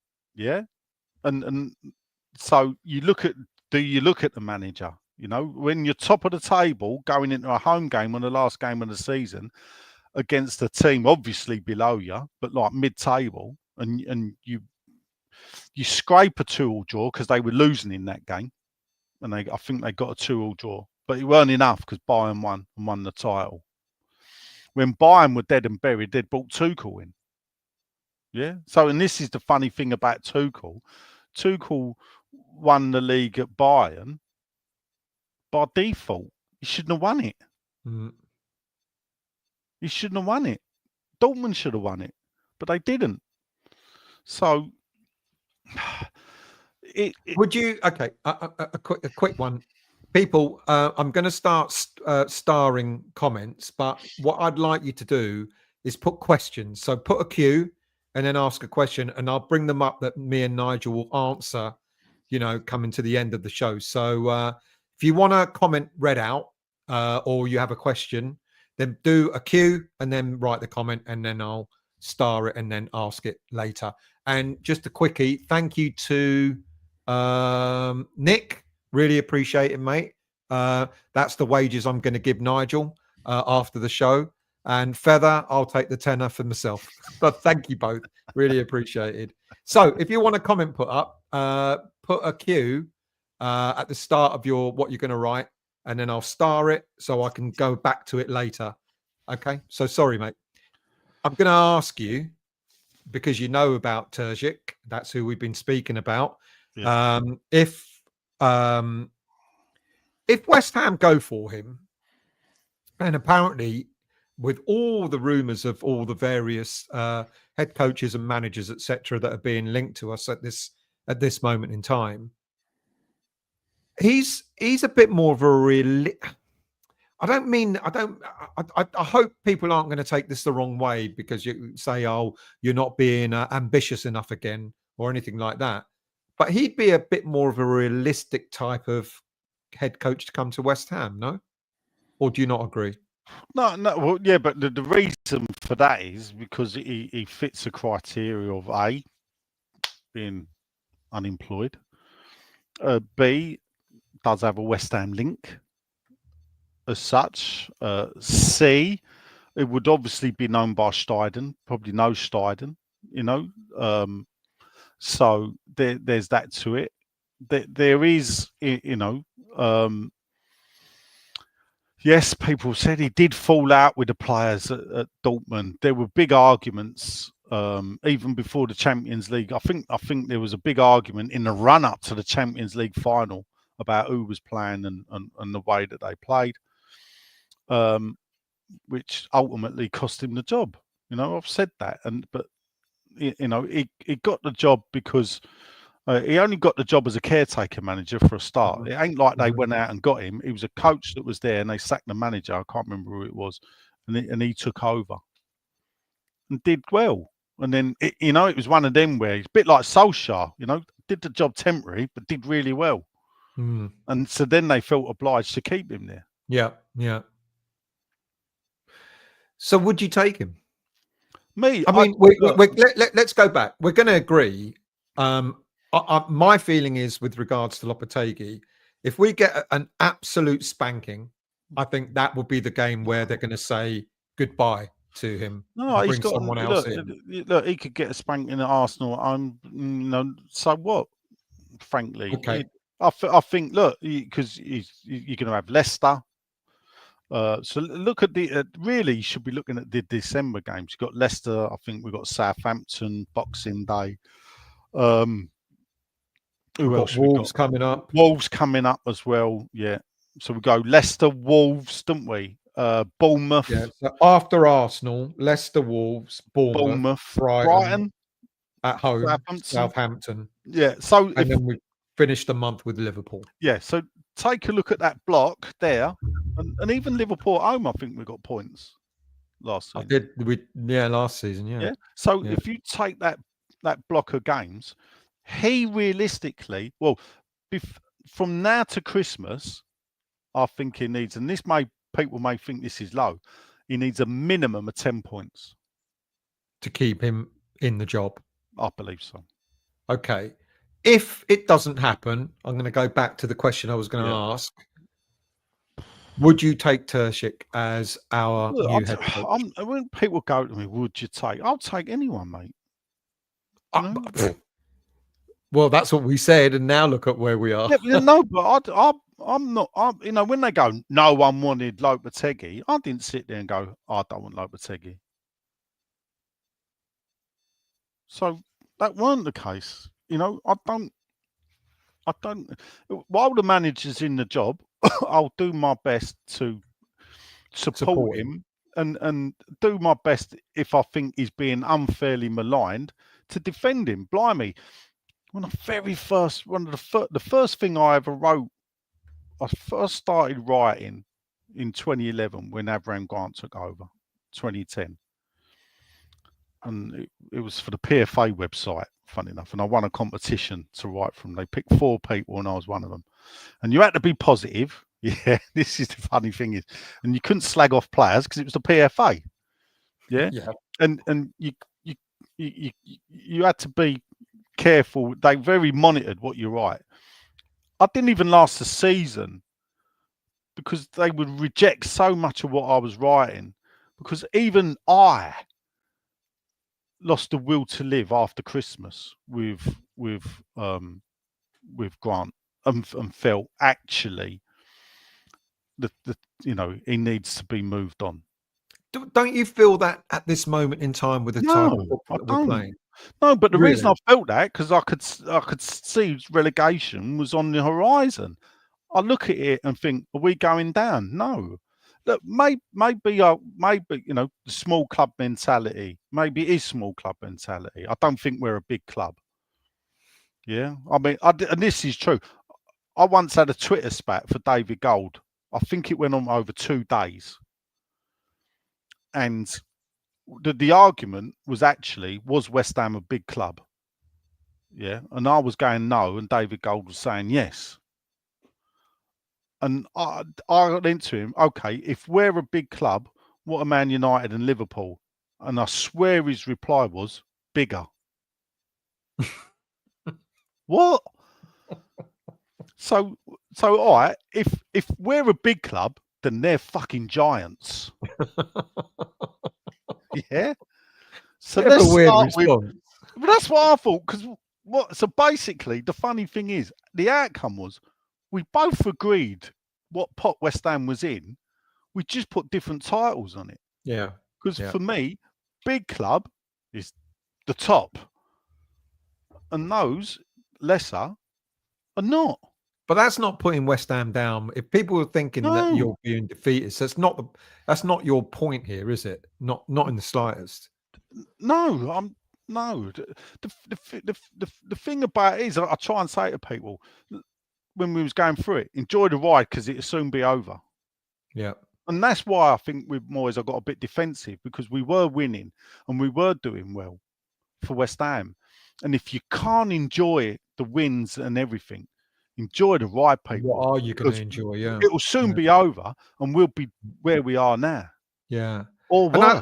And it does, and this isn't a sort of like a Moyes loving or anything like that. But I think I was on the same level with you, because I kept looking at it. And I would admit some of the games that we played, we got lucky. Some of the games that we played, we were poor. Bournemouth at home last season, it was akin to Everton, what we just witnessed. Yeah. Both draws, both times that you walked out and you thought, fucking hell, this is poor. Yeah. All right, we're sticking with, because I think the board will stick with Lopetegui, because if there was going to be a sacking, it would have happened straight after the Everton game last week. My gut, you're saying you reckon he's got December to prove himself, and 10 points. He'll get till Christmas. Okay, I'm thinking Hold up, my give gut, us 10 points. We're on 22 points. Yeah. which So halfway through the season won't be. that's right. So that's that. So then what we do is you look at it to be relegated. Yeah, you would probably be on 12 to 14 points to Yeah, be in danger of being relegated. by the end of December. Yeah. So if you're on 12 to 14 points by the end of December, you're in trouble. If you're on 22, you ain't. Yeah, yeah. And this is the I thing. I agree. do see a lot of this where it go, oh, we got to get rid of him. This is relegation football. Well, it ain't, is It it? ain't. No, that's why I said earlier in the show that I don't really think we're going to be in a relegation dogfight. I No. mean, and much of that is because there are at least 4 or 5 teams that are struggling. One or two of them down there are beginning to sort of pick up form, but they haven't got the points. And even though we've only got 12 points, which many will absolutely correctly say ain't enough, I think it's the quality of the football that I think is concerning me. That's why I think that I agree with you. I think he'll probably go through most of November and December. But my in the back of my head, I'm saying if we get a drubbing from some team, maybe not Arsenal, but if we go away to Leicester, for example, and lose the way we lost against to Nottingham Forest a few weeks ago, Yeah. I think that Well, could be where the board will go. You know what, mate? We'll call yeah, it a I day. don't think they will. I don't think they No. will. But I mean, listen, I honestly, gospel, I get bored watching Arsenal and Man City play football. What, more bored than watching us? Yeah, How boring was last Saturday though? no, it was It was pretty bad. it was pretty bad. Yeah. Yeah. I felt sorry. My mate's boy come over from Germany, brought his girl in her first time at West Ham, and her opinion, funny enough, and it turns out she's a big football fan, and she's a fan of Osnabrück, who are now bottom of what we'd call Division 3. Yeah, and I've been to Osnabrück, and it's possibly one of the best places I've ever watched football. 18,000 stadium, generally packed. For And a an tier 3 club. atmosphere. Well, they were tier 2 when I saw them, yeah, Okay. but now they're tier 3, but they're still getting good crowds and everything else, yeah, and they're bottom of tier 3, so it's not going well, yeah. They've got more atmosphere there than they do at the London Stadium. She was shocked. Really? Yeah, really. She couldn't believe it. But then the atmosphere can only get good if the football on the pitch is Yeah, working. one of the funny things about it, and this is, we're without going down the Ironworks Alliance route, is that people don't really, when people want to engineer an atmosphere, the one thing they can't control is the performance on the It's the pitch. performance on the pitch. And there's an interview of me outside Upson Park last game being questioned by London News. I've seen it Yeah. several times. And Yeah. they say to me about the atmosphere, and I say, well, and I hesitate, I go, atmosphere stems from what you view on the pitch. Yeah. And that ain't changed. And It doesn't that matter if ain't it's changed. 20,000 or 50,000. So Yeah. if you think of the great games we've had at the London Stadium, the atmospheres and everything, it stems from great performances. Yeah, absolutely. And if you get those constant good performances, then the atmosphere will. I mean, look, when we were in Europe, a couple of years ago, going there, I used to have butterflies going to the games. The Seville game, I thought the atmosphere was great for the Frankfurt game, the semi-final. What a build-up! It was rammed outside 2 hours before kickoff. You couldn't move outside 2 hours before kickoff. That's what we want, though, as fan base, isn't it? Yeah. And maybe that's why fans are upset. And who would have thought that the manager that delivered that, though, and I will say this, got treated as badly as he did and vilified. Yeah. If you'd have said to me 10 years ago that the manager's going to come to West Ham, give you 3 top 10 finishes in 4 years, and win you a European trophy, and will be driven out the club, as I believe he was at the end of the day, I'd have thought you were barking mad. But hey, it happened. We've spoken about this before. If not so much Greenwood, but if Lyle was around in this day and age, he wouldn't have lasted, would he? Right, let's get this. All right, so I'll do it quickly, yeah, for the history buffs, yeah. So Lyle takes over. He takes over first team coach in 74, becomes manager 75, yeah.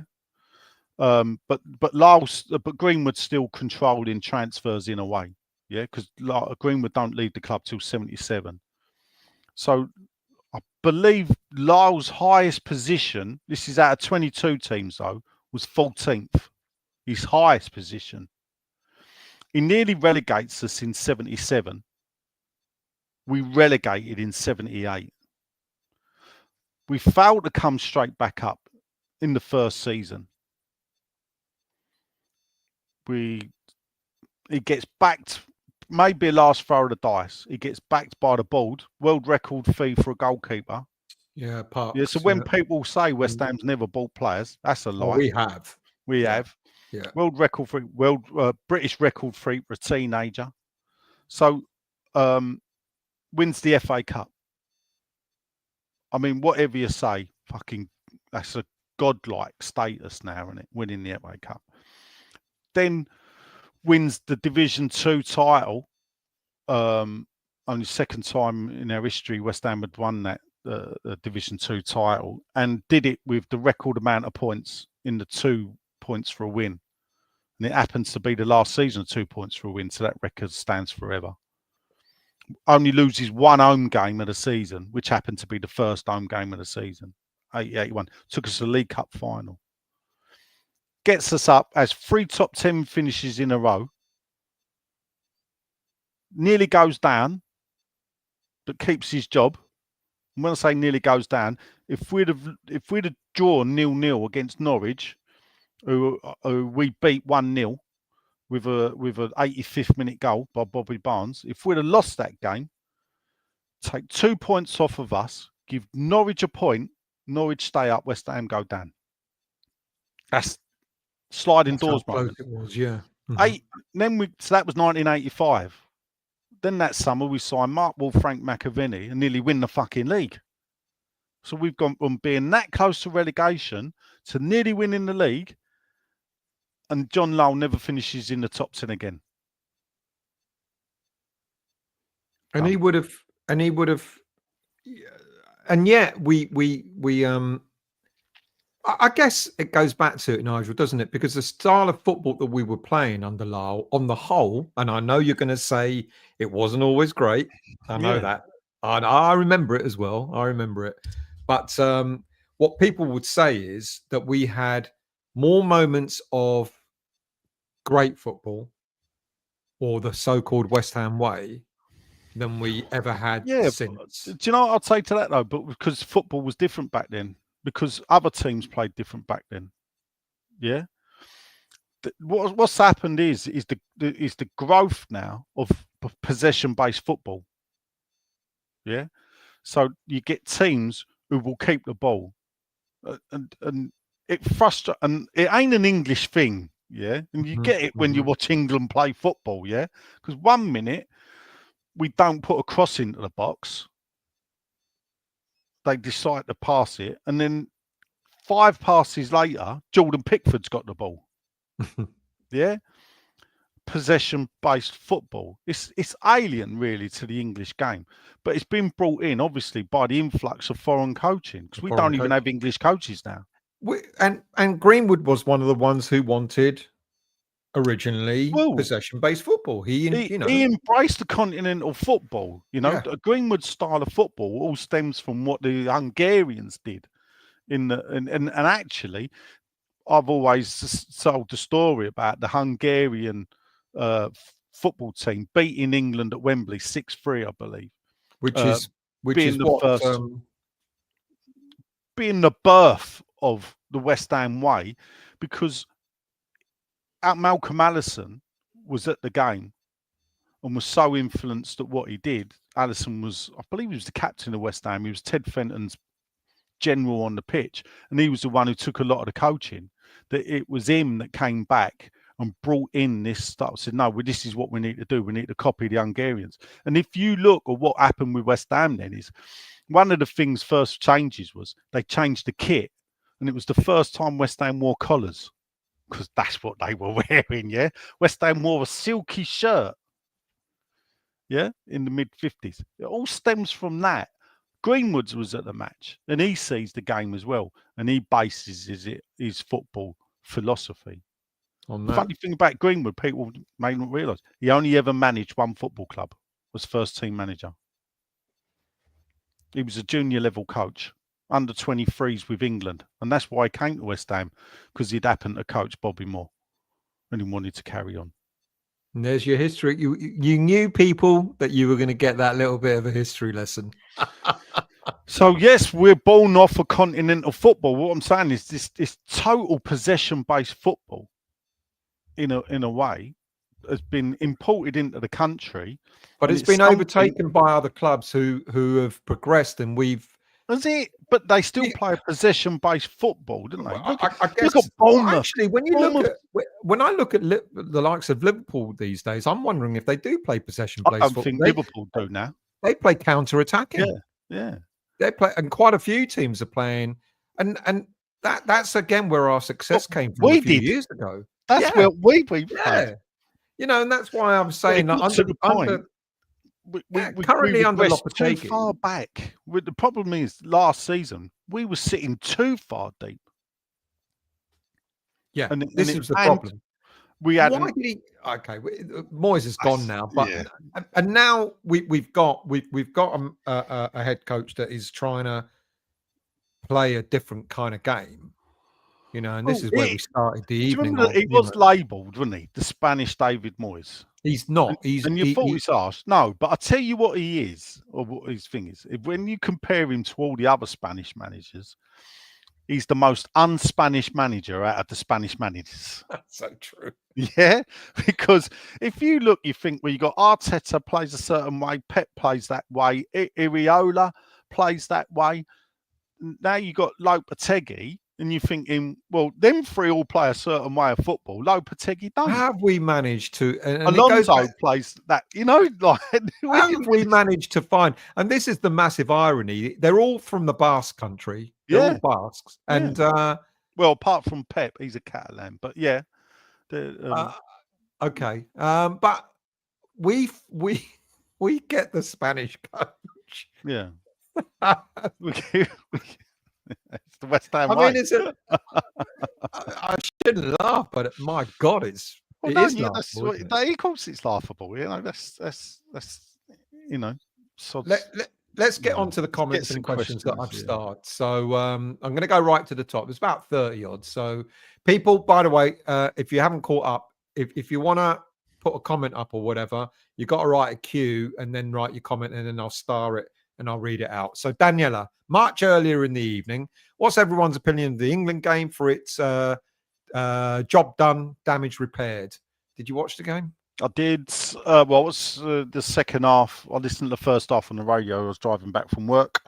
What did I think of the England game? I thought a great performance. I've really enjoyed Lee Carsley as England manager. Have you? Yeah, because what he's done is he's looked to the under-21s that he coached, and he's looked at players that he's coached in the time he's been under 21 coach, and maybe not in the under-21s. Look, like Curtis Jones. You know, who would have thought Curtis Jones would have started and then scored? But no, Carsley has that one game against Greece. And you would probably enjoyed it more than us still. But anyway. Great. I keep telling you, it's Greece, it's not Cyprus. Oh, right, Of course I bloody enjoyed it. But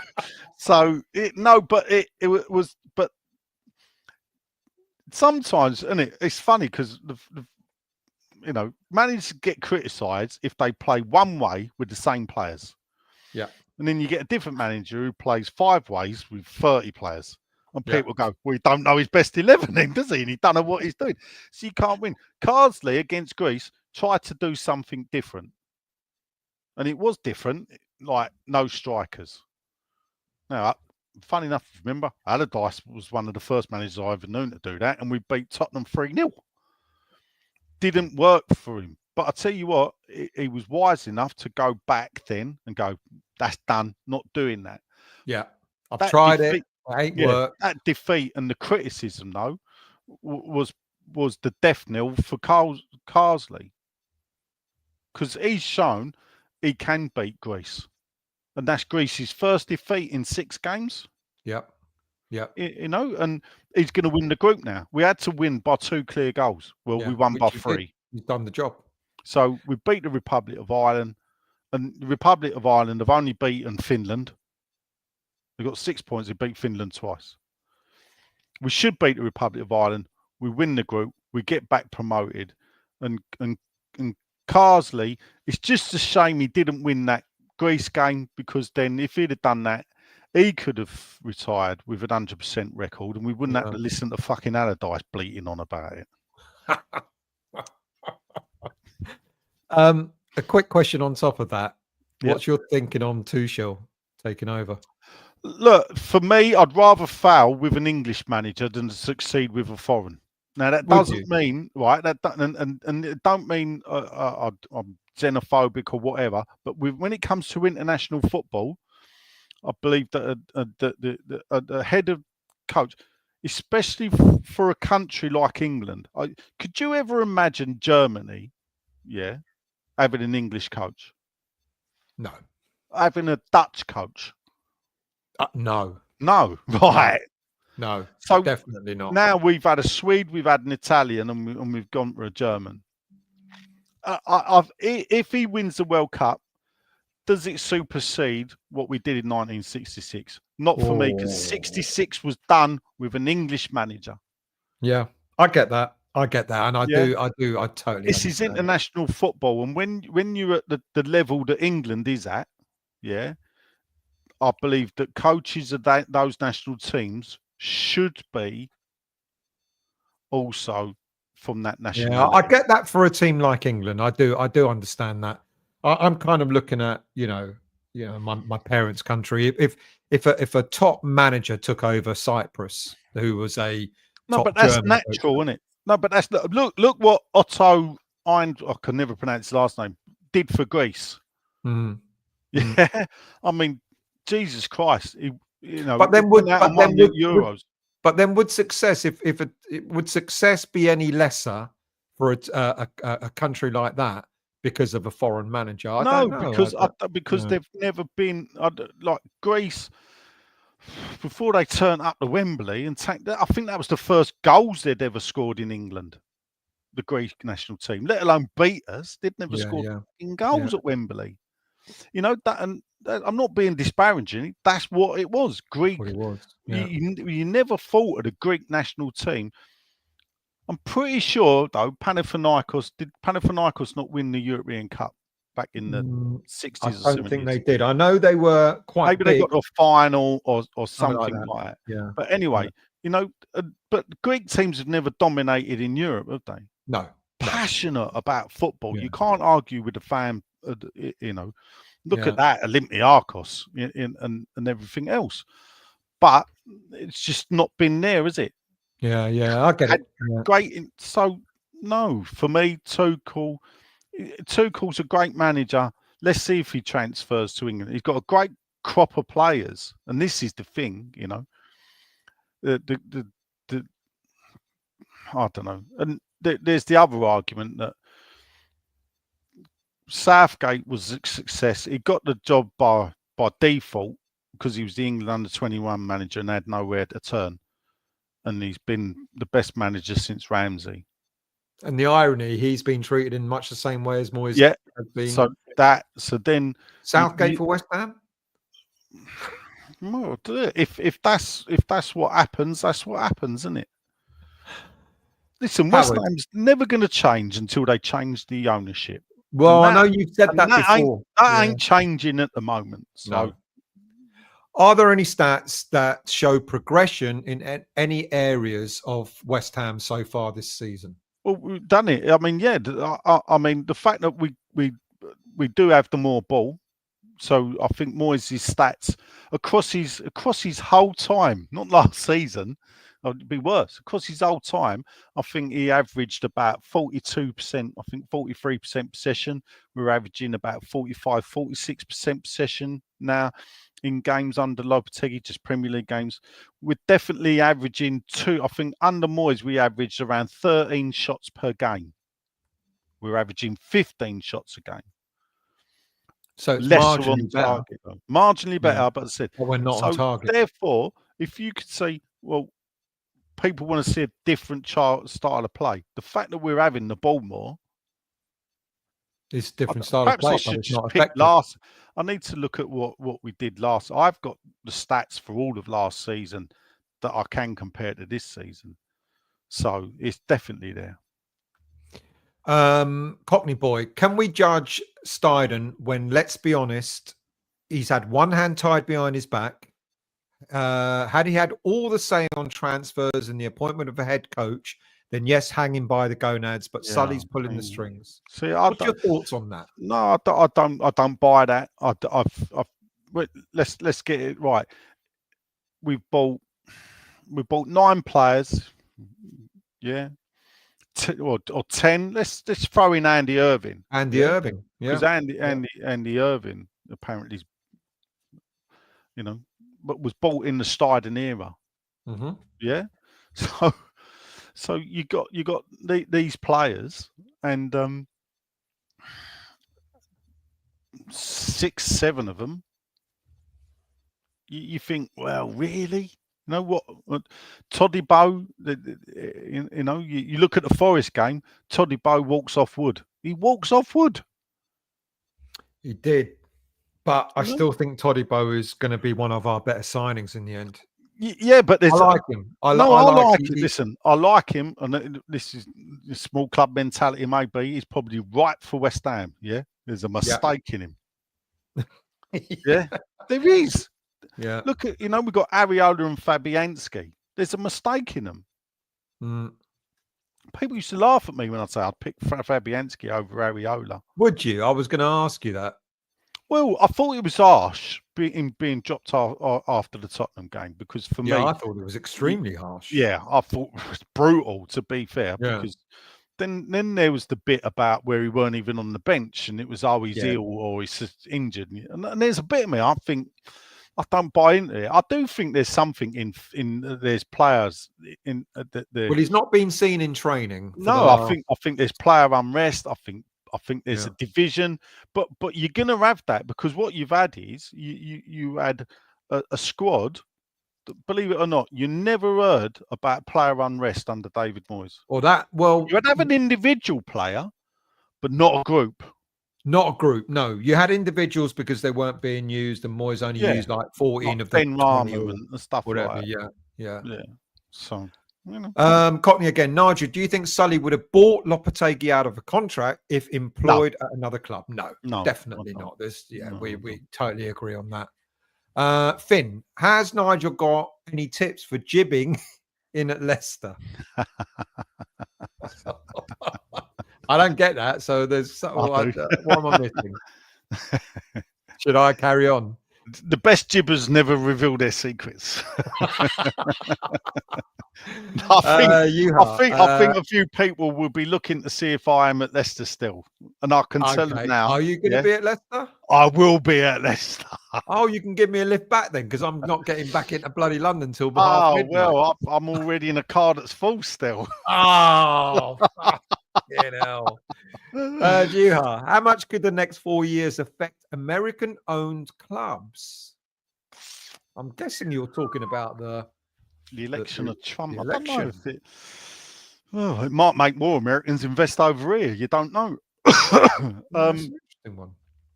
Not really thought about that. That's a good question, but I got to be honest, I don't have an answer for that. I don't know. No. Ralph, ask him,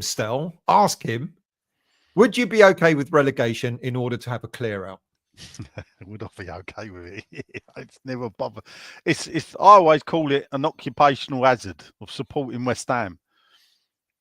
Funny enough, this is the second longest period in our that we've gone history without being relegated.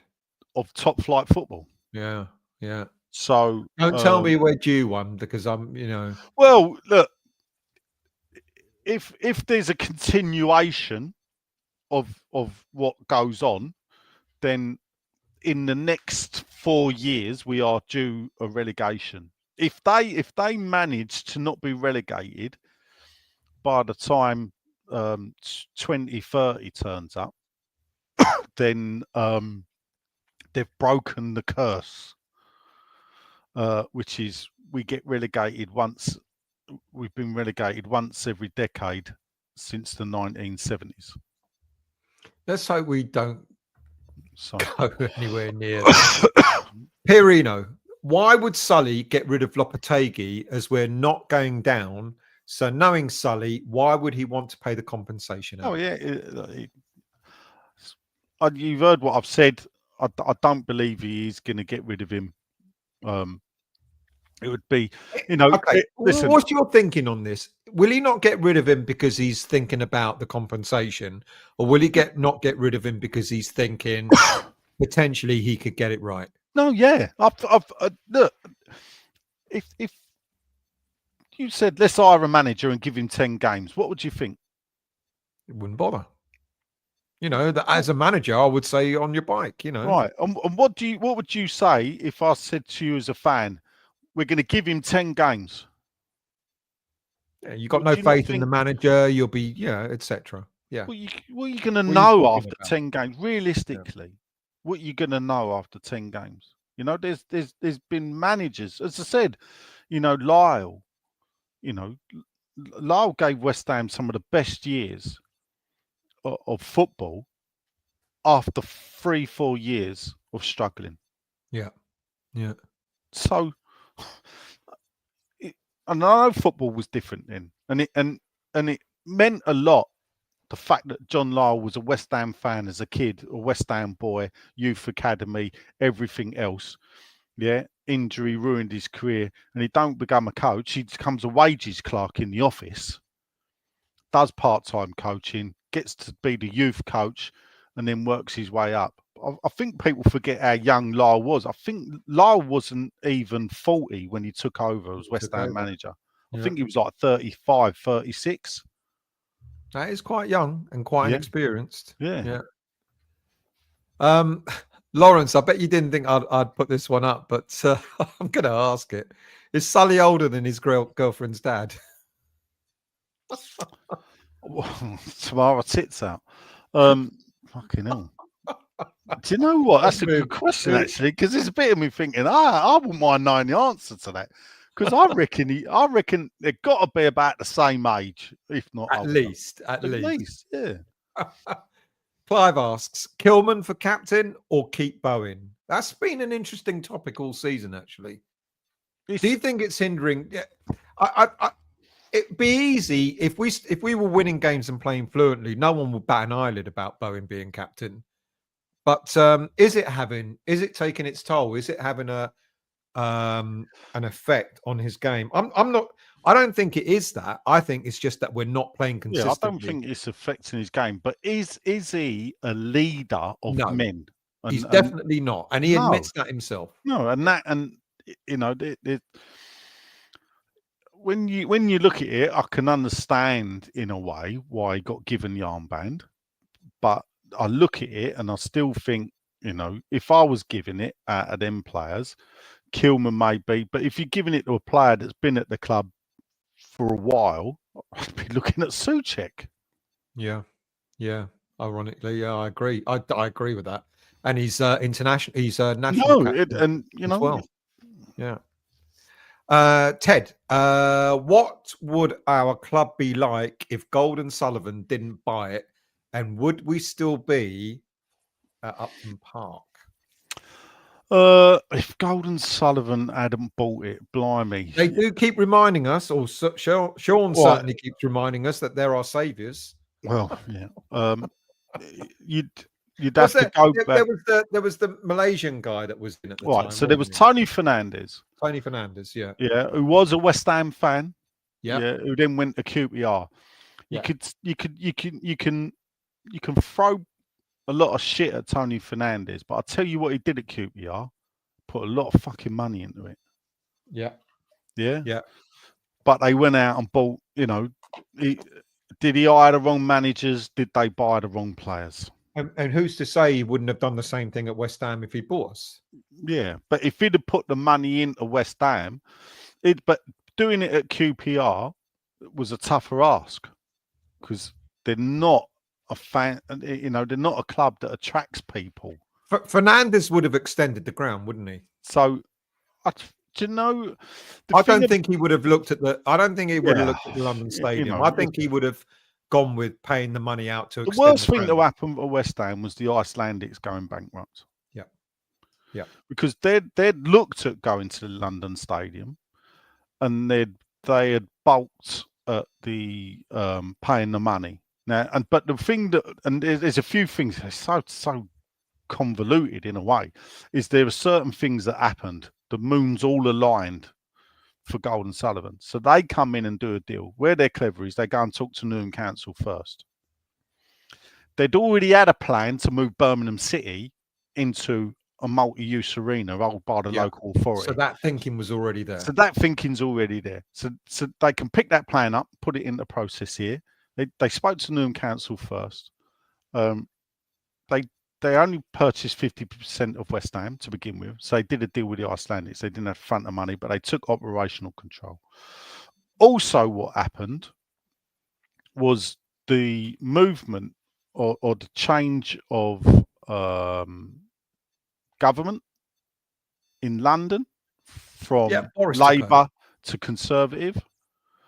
And all you got to do is look at the political party that West Ham United Football Club has donated to, and you look at the political side of the bench that Baroness Brady sits on, to understand how and why West Ham got into that stadium. Mm-hmm. And also, funny enough, because of the recession brought about by partly the Icelandic banks going bankrupt and everything else, meant that the stadium, it was done on the cheap. The Olympics, they cut back, didn't they? Because remember, it was supposed to be a digital wrap outside. It was supposed to have the biggest digital screen ever. Everything, the stadium was wrapped back. Everything. There was a lot of. It's as you said that the current owners saw, not that they saw it all coming, but they saw that opportunity. Whereas Fernandez wouldn't have gone down that road. No, I don't think he would have done. Yeah, I think there was already a plan in place. What was it, to increase us to what, 45,000? I think it was 44, give or take, and that's where he would have. And given his affiliate, because of his being a West Ham fan. Right, here's a funny thing though. Let's say we had stayed at Upton Park. Now I'm going to switch sides just for a second. Yeah. Okay. If we'd have stayed at Upton Park, 44,000. My season tickets, my 2 adult season tickets, are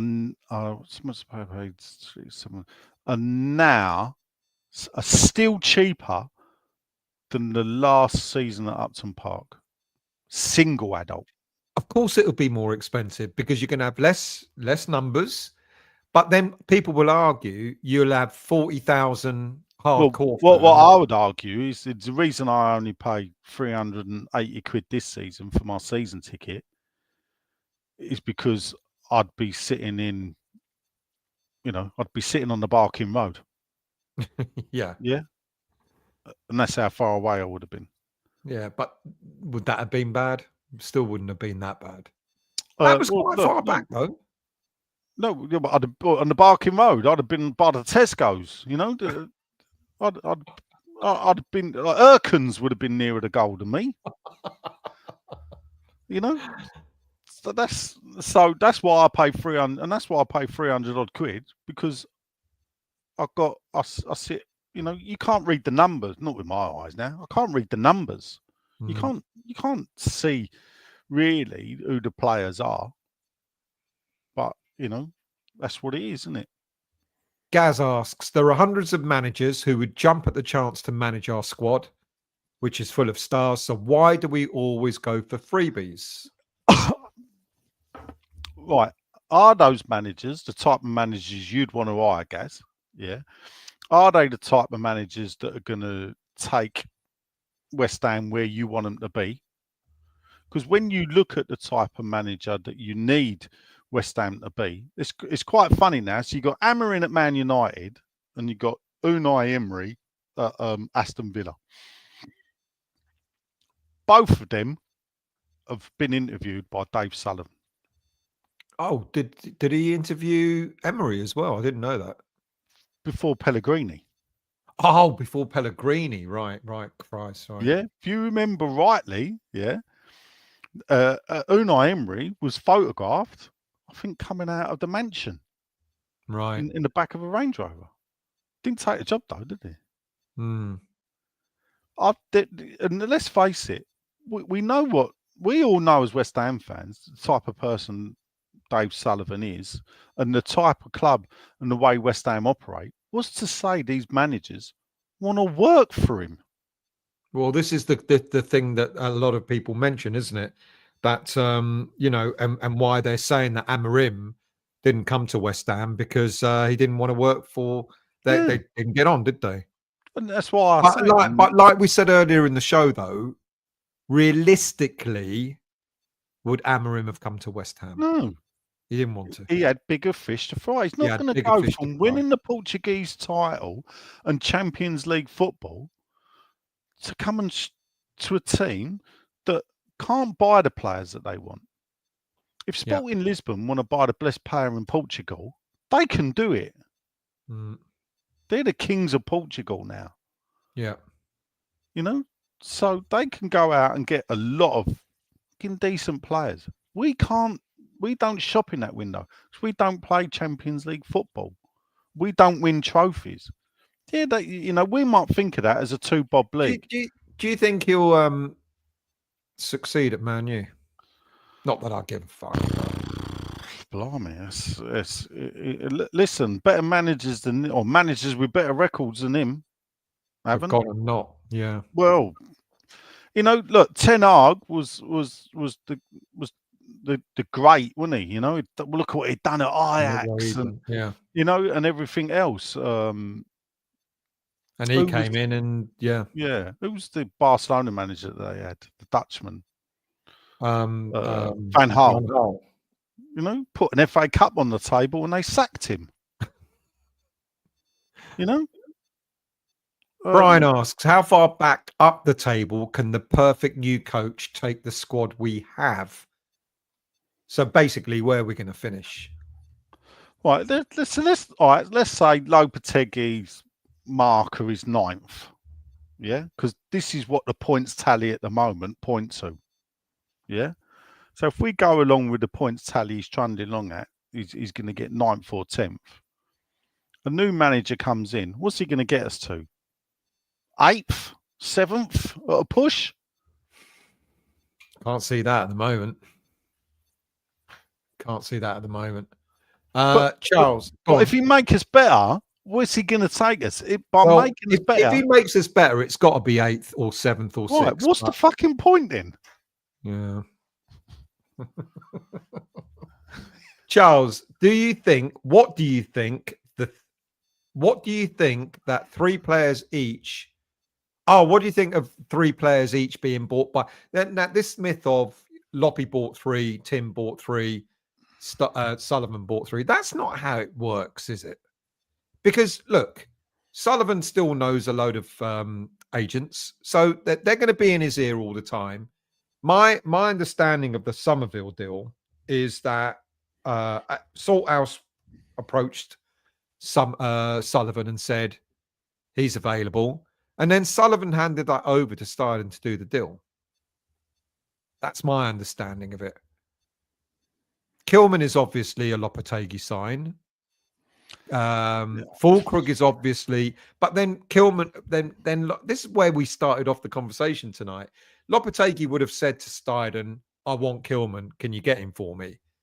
So if Steidten didn't want him, and if Steidten didn't want Somerville, he wouldn't have done those deals, would he? Because they weren't his players. Well, I don't think Steidten would have vetoed the Somerville deal. That's a Sully special, yeah. And this one could pay off. Yeah. Okay. So, But do you think that's the interfering that we need to sort of get away from?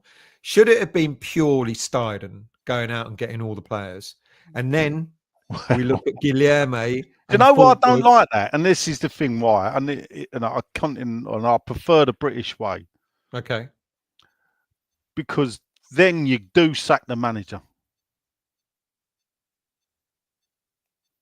because Because if he's buying the players and training and coaching the players, if it's his fault, so then he okay, I carries mean, the can. It's right. his team, it's his players. He carries the can. So why This is it model, then? he goes round buying up players, flying halfway around the world, Copacabana and all that bollocks, yeah, and then sack So the coach. should it therefore be either just the manager, which we're not going to have unless Steidten gets sacked, Mm-hmm. or should it only be Steidten and whatever Steidten Well, does, then the real way to find out actually is sack the fucking coach, yeah, get someone else in. and Does see it if it change? changes. Because if it don't change, then You look that at means Steidten. then you got every right to look at Steidten. Yeah, fair play. Charles, what do you think that? Oh no, done that one. Sorry. I'm not going to ask that one. Nigel is. I'm not going to ask that one Oh, you either. can ask it. Ask Oh, it. it's gone now. I've Ask I've unstarred it, so it's gone. you chicken. Here we go, Lee. Are the numerous new news leaks from the club doing more harm than good? Do the board manipulate a divided fan base? I've got a theory on that. I don't think all the leaks necessarily come from the board. Some do, but some are. Journos being okay. No, actually, no, I'm going to take that back for a second because we had a spate, didn't we, at some point where Balagay, or however you pronounce his name, was doing the talking for Lopetegui, and Romano was doing the talking for Steidten, or so we're led to believe. It does do harm, doesn't it? And it does divide us as a fan base. Yeah, but the funny thing about it is, realistically, is that West Ham leaks like a sieve, doesn't it?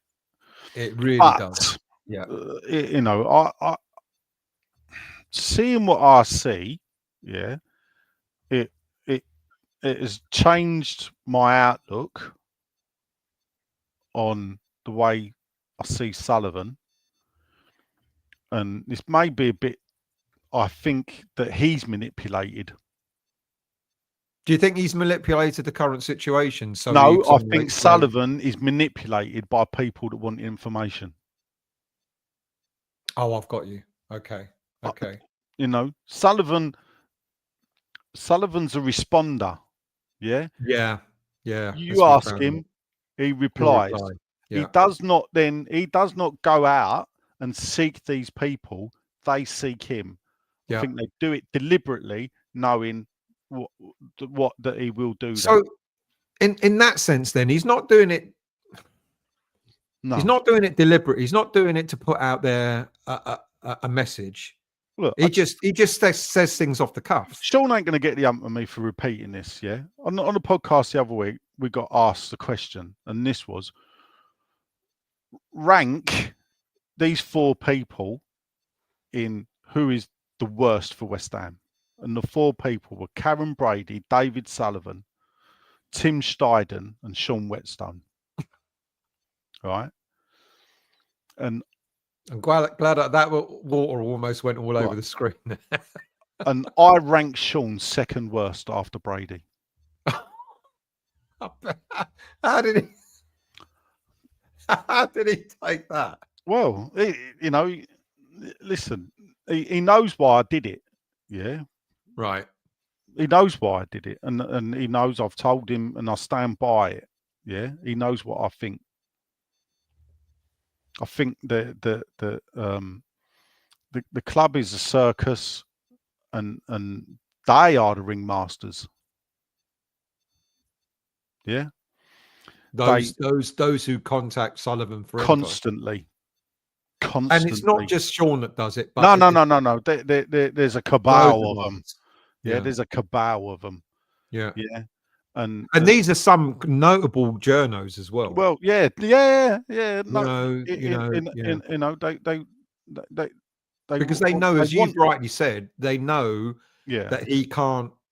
He will give them an answer. Look, or he will give them a response. I've had Sullivan's emails address since the days of Allardyce was at West Ham. I've only emailed him 3 times. He's replied every time. Yeah. And what he's done was one of the replies was fucking mind blowing. Well, in fact, 2 of them were. What he told me, someone he don't know, yeah, don't know who I am, yeah.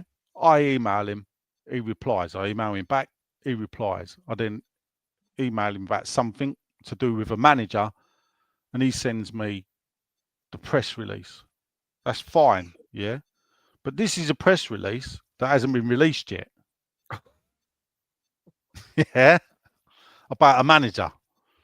Right. Yeah. So what I did was I then showed that to someone, went, this ain't right. You know, this, I shouldn't have this. And then he's gone to the club and gone, and they've gone, please don't publish it. We're putting this out. And it was never leaked. Because you're honourable in that way. You actually are. I don't want to deal until, you know, I've got no, you know, I know things that go on, and if I wanted to, I could probably know more, but I don't want to know. Yeah. I don't want to know. I don't see this. I do believe that the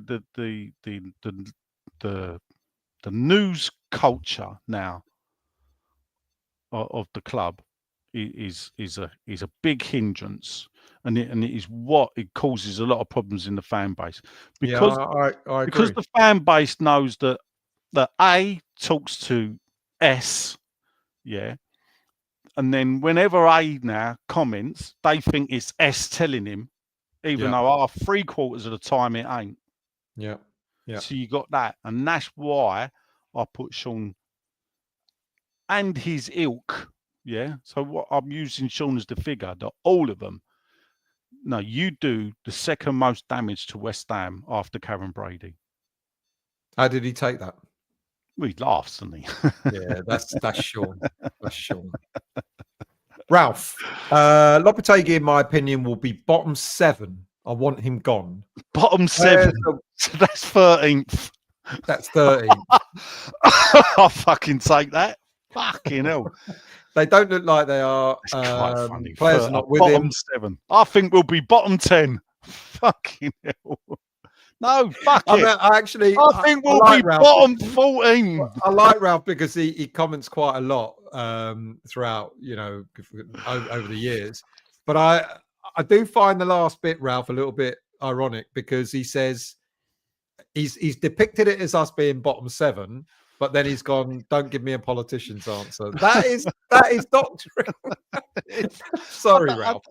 So people are disputing. I've seen it in the chat. People are disputing where I'm getting my numbers from. But where am I getting my numbers from is that currently we're 1 point better off than we were game for game last season. So therefore, if with the amount of points we got last season, we finished 9th, 1 more point, I think, means we'll finish 9th. So that's why I said I currently think at this moment's trajectory, we're on for a 9th place finish. Yeah. So get that in perspective. It's not about, you know, just number of games we've played. It's about who we've played. Yes. Yeah. Yeah. HV, I have to have humour as a West Ham fan. We're seeing legendary, methodless moments like the best worst I've seen. Grassham, hello mate. I hope you're well. I think Nigel deserves a peerage. Lord Khan versus Lady Brady. I'd love that match. Spell my name right, and I'd agree. But Howard, I've watched a West Ham show every night this week. We haven't even played, so it shows how much. But no, but look, the thing is, right? You know what? I come on here. I like it because it's not every day. You know, you don't feel the compunction to Can't do it. no, you know, and we all know where you came from, and there's just like every day, you got 2 shows, 3 shows a day, 10 and shows a day. you know, we got to have and you know, there's just and there's a proliferation of across all clubs. This ain't unique to West Ham. You know, you go on, you'll find 10 Newcastle, 10 Arsenal, probably find 20 Arsenal ones. The only thing we haven't got is a bird that gets her tits out, but I'm sure there's probably one somewhere. Well, I can ask around. You know, you know, I don't know. The Arsenal one cracks me up. I mean, the dad looks like the dad's a dwarf, so it's just I just love it at work with the Arsenal boys. But you know, there's just so much, and they all want to be seen, they all want to be noticed, and you know, with me still, I've never played the numbers game. I've never been. I know. Yeah, I've never been one to ever look at, not bothered. If 10 people sat and watched it and went, yeah, I like that, that's fine by me. And I won't lie. And I think when I sort of started, you know, when I moved away from the other channel and I started this, I was much the same. But you do get caught up in it. No, there was a moment when I went, you know, and what do I say to you? Forget about it. Don't look at, if you think, don't look at the numbers. Forget about the numbers. The trouble is, enjoy what they do. When you meet people, do they say positive things or whatever? And right. Absolutely, yeah. Done. Absolutely. That's all you got to worry about, mate. We're not here to be famous. We're here to talk about West Ham. Yeah, exactly. Agreed. Hammerette, what is your biggest concern on the pitch that needs addressing sharpish? You can only pick one. Cut the grass shorter. Make the ball roll faster. I think might help. Might help. I think for me, it's central. Ironically, it's central midfield. Nah, not for me. You don't think so? You don't. No. I don't think we got that bite in central midfield. No. But goals are fun. Yeah. No, I'm not saying we don't need a striker. Yeah. I'm saying I think undoubtedly what we need more than anything is an out-and-out goal scorer. Yeah. Yeah. I think we have got the people that can give them the ammunition. You know, even Bowen. Would you set up a goal for England? You know, he came Bowen back up front for West Ham. I think he's a bit powder puff up front, playing the centre role. And yet, last season when he played, yeah, he did well. He got nearly 20 goals. Maybe you know. The funny thing is, the one who I thought really, if you was going to pick a replacement, you'd go Kudus, wouldn't you? Yeah, you would. Yeah. I've never understood why we haven't gone. Well, if Antonio can do it, he's strong. He runs with the ball. If Antonio can do it, you know. Good shout. Can he? Yeah. Darren, players are under par on the whole. Why do you think that is? Well, we've been speaking about that most of the night, but I mean, you know, it's difficult to pinpoint one thing, isn't it? The coaching. You know, I've said it, you know, does sometimes leave a lot to be desired. You know, we put that graph up earlier on about some of the problem points. Oh, the playing tartan. too high up the pitch and all that. Yeah. You know, what was that? The tartan. Yeah. The tartan. Yeah. The tartan graph. No, look, for me as well is you had a tight-knit bunch under, you know, when you win a trophy with a manager, you know, there is a bond there. Yeah. Yeah. And you know, a lot of players are still there that add that bond, and these were players. You know, Bowen had only ever played for Moyes. Souček had only ever played for Moyes. Kufau had only ever played for Moyes. You know, Okay. You know, they have that relationship, and that's gone now, and they've got to try and do it differently, while with 50% new faces. Not only is he having to get new players to play his way, he's got to get the existing players to play his way. And that's why I am forgiving of. Do you know what? Even if we do finish in the bottom 7, if you know, so what? It's realistically about, can we see something happening, and does it happen in one transfer window? Well, we know it doesn't, don't it we? don't. We know it doesn't. Yeah. Love Nigel, the London Mongol. That's good, but I'm actually German and I don't spell my name that right. So that'd make a good Indian restaurant, though, wouldn't it? To be fair. But if you Google Nigel Khan and spell it like that, you find a bloke that lives in Luton, and that's true because someone told me. So there you go. Does he run an Indian restaurant? Someone Google me and it come up like thingy like Luton, and I said, "What are you fucking talking about?" And they showed me and there's an Indian boy from Luton called Nigel, and I'm thinking, "Fuck it, who's more unfortunate, me or him, to be called Nigel?" WHU, given the recent England manager's success with his now mature under-21s, would we be better off with Kevin Keane as interim manager by recalling our loan deals? Were you surprised? There's method in that madness, yeah. But Kevin Keane's already had 3 cracks at it. I think his win percentage is very low. But were you surprised that all our half-decent under-21s were sent out on loan? No, that seems to be the MO. Yeah? It is a thing. Where's Harrison Ashby playing football now? Oh, forget Harrison Ashby. He's been sold. Or he's gone. No, he hasn't been sold. He's gone. And where's he gone to? Well, where is he now? He went in Newcastle and they loaned him out to, is it Oxford or something? Where is it? Is he not at the Orient? Oh, Orient. That's where it is. That's where it is. Yeah. Right. Did well then, didn't he? Well, you know what? Here's the irony. I actually thought that he'd be one that would have broken through. No, yeah. I really did. I really did. But it was him that wanted out, not us. It was him that wanted out. Absolutely. Absolutely. Do you remember we had a spate, didn't we, for a while of under-21s? What's his name? Perkins, who now plays for... Oh, no, Sonny Perkins is at Orient. He's at Orient, yeah. So Ashby's, I don't know where, but he's gone to... He's gone lower down the league. He's not gone lower down the league. Oh, no, he's not at Portsmouth. That's... No, well, this is the next question about Freddie Potts. He might be at Portsmouth. He's gone to... I thought it was Oxford. I could be wrong. No, he's not. But I know he's gone to a lower league club, yeah. Robin, who made the decision to loan out Potts, Earthy and Ward-Prowse? My mate, who's a Norwich fan, said Earthy played a blinder and only went off because he took a knock. And I guess that follows on to what I just asked. Earthy last season broke into the senior team. I didn't actually think Earthy would stay. I thought he would go out on loan. But I thought Freddie Potts, who had a fantastic season at Wycombe and who's having a stonking season at Portsmouth, even though they're not doing well, but he himself is having a really good season.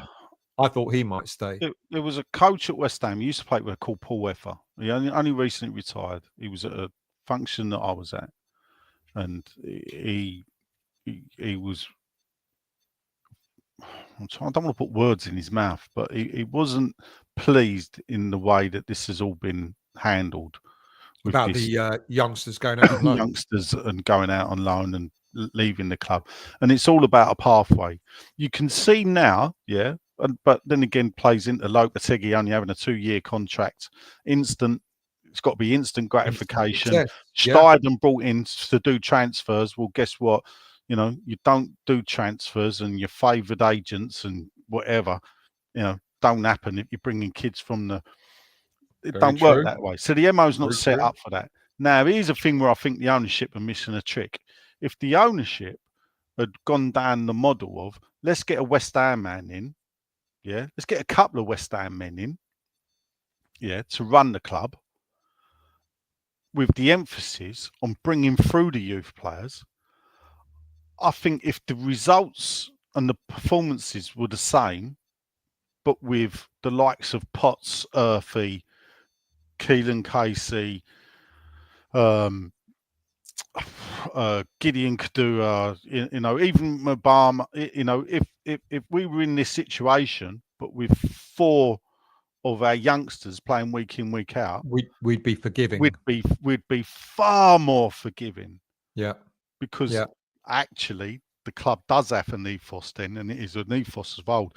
And when you call yourself the Academy of Football, and when you buy a football club that calls itself that, and you continue to call yourself that, you have to continue to earn that right. You can't just give it to yourself and not prove it.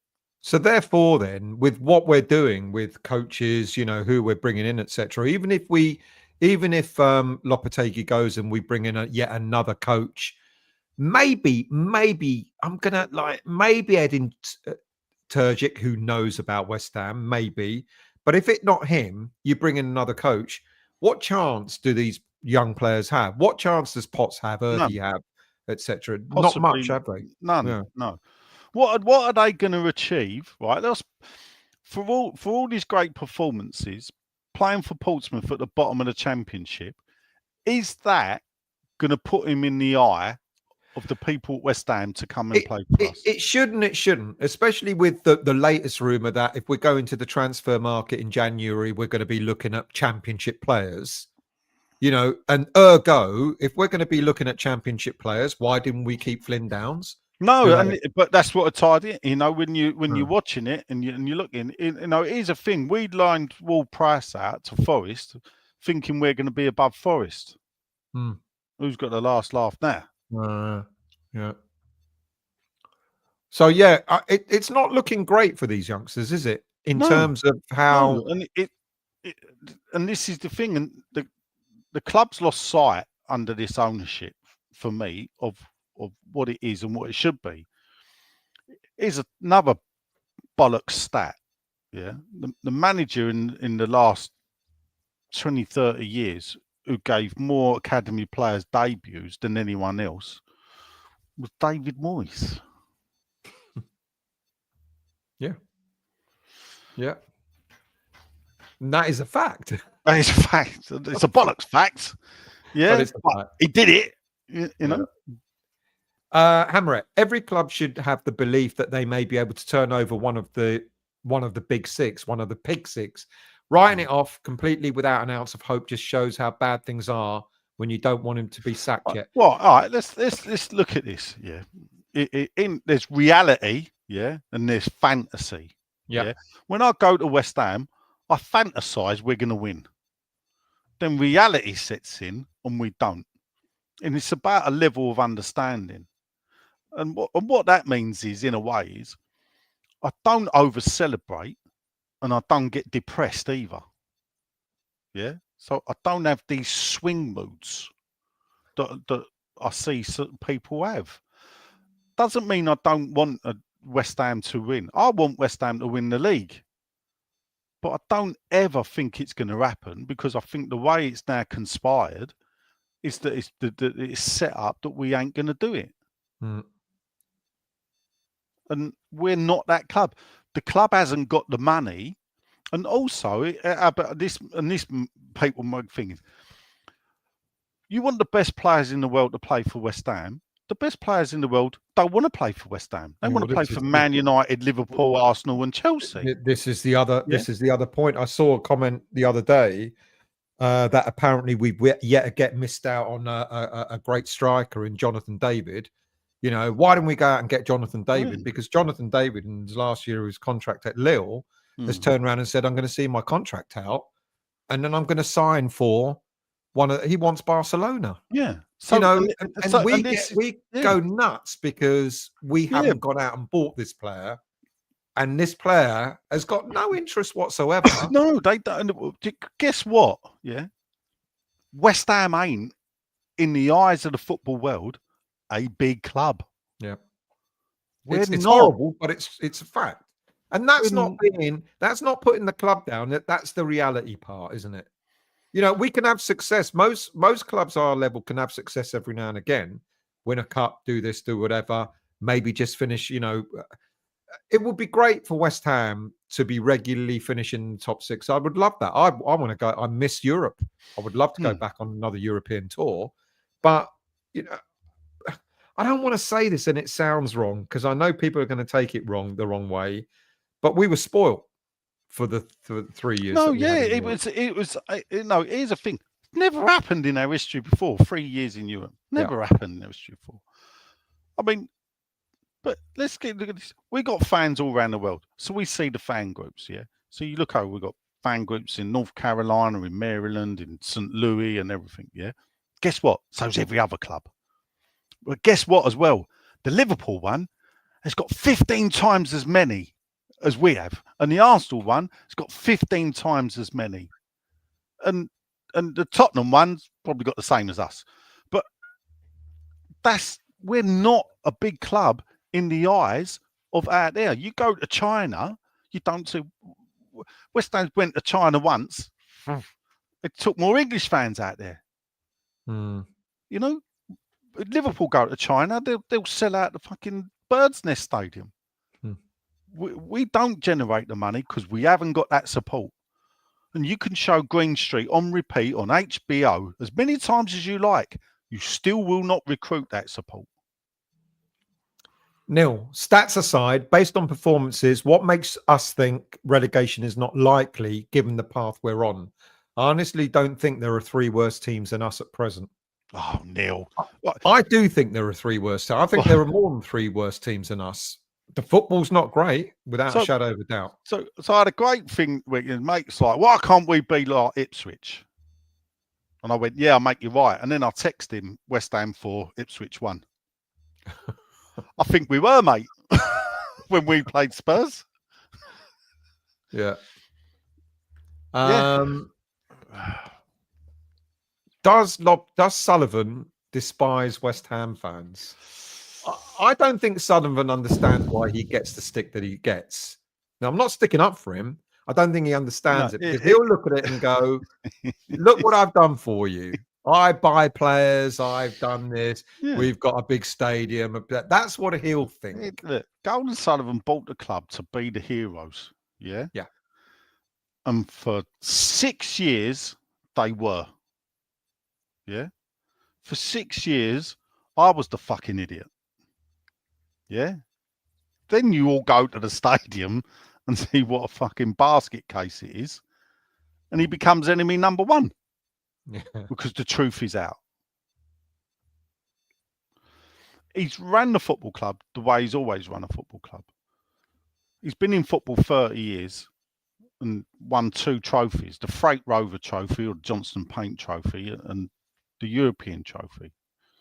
So the Johnston Paint Trophy. Yeah, that's what they were. No, I think you're right, actually. That was the upside of Birmingham getting relegated into Division 3, was they got to enter that competition and they went to Wembley and won it. Yeah. So that's your lot, you know. This is the way they've run a football club.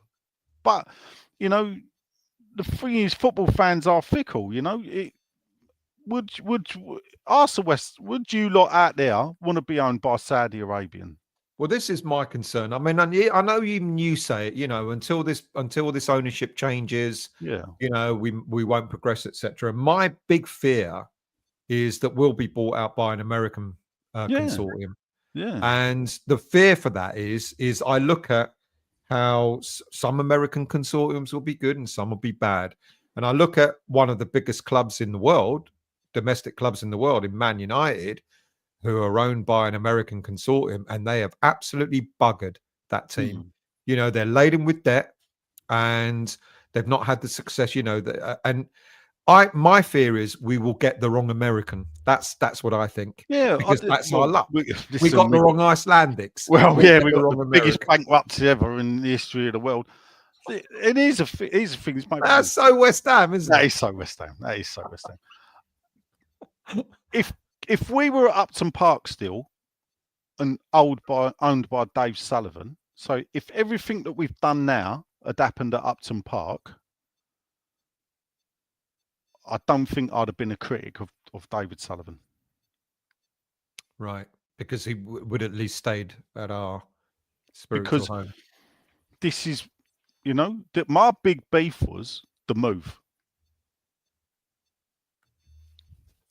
That's what my big beef was. Yeah, they've took away football as we knew it. And we do have a phrase: you don't shit on your own. Let me ask you And then. that's Let what me they ask did. you then. If we had continued to be successful, you know, Yeah. let me rephrase that. If when we moved, Yeah. we started to be successful and we maintained it Yeah.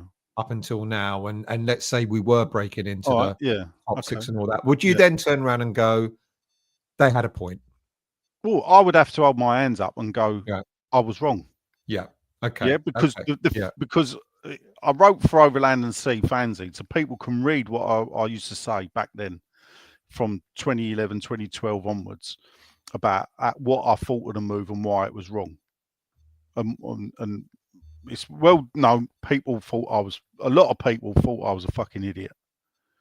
Yeah, but the one phrase that someone once said to me that really nailed it for them was that my big fear is that West Ham will go into that stadium and stay as West Ham, and the fear was that the fan base wouldn't be able to cope with it. Mhm. And I wrote that, I believe, in 2013. Yeah, and what's happened? We've gone to that stadium and we've stayed as West Ham. Now it can be a bit. Sometimes go. It's great to know the old West Ham's still there.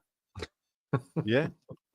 That So inconsistency, yeah, it's that up brilliant. and down. Yeah, but for me, it's I don't like to get Arsenal fans and Man City fans that go week in, week out, because you get beat by one team and you get the right ump, and you think, well, you've just won 12. You should be a West Ham fan, mate.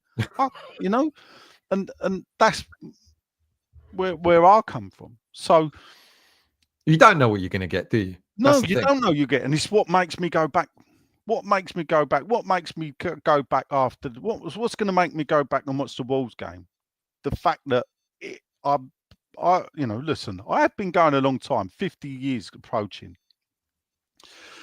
That in that time, you have seen it. You know, if you've been going that long, you've been going 30 years, you've seen everything that West Ham can throw at you. Yeah, there is nothing new now in the past 30 years that can be new. So, you know, we are the team that can beat 2-0 down to Man United and draw 2-2, but then go and lose 4-0 to Everton.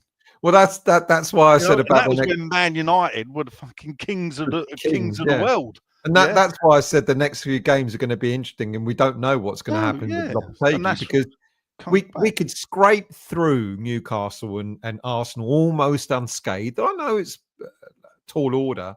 And then we might pat ourselves on the back after those 2 games, and then we go and get spanked by Leicester, because that's West Ham. I mean, as I say, to finish up that question there, that is the crux of it is that the problem now that a lot of fans can't deal with is, what's the big thing a lot of people say is, well, we didn't leave Upton Park for this.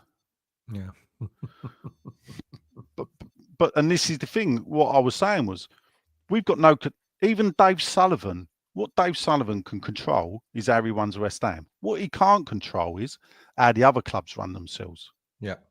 Yeah. And this is the one thing I think a lot of football fans don't ever look at.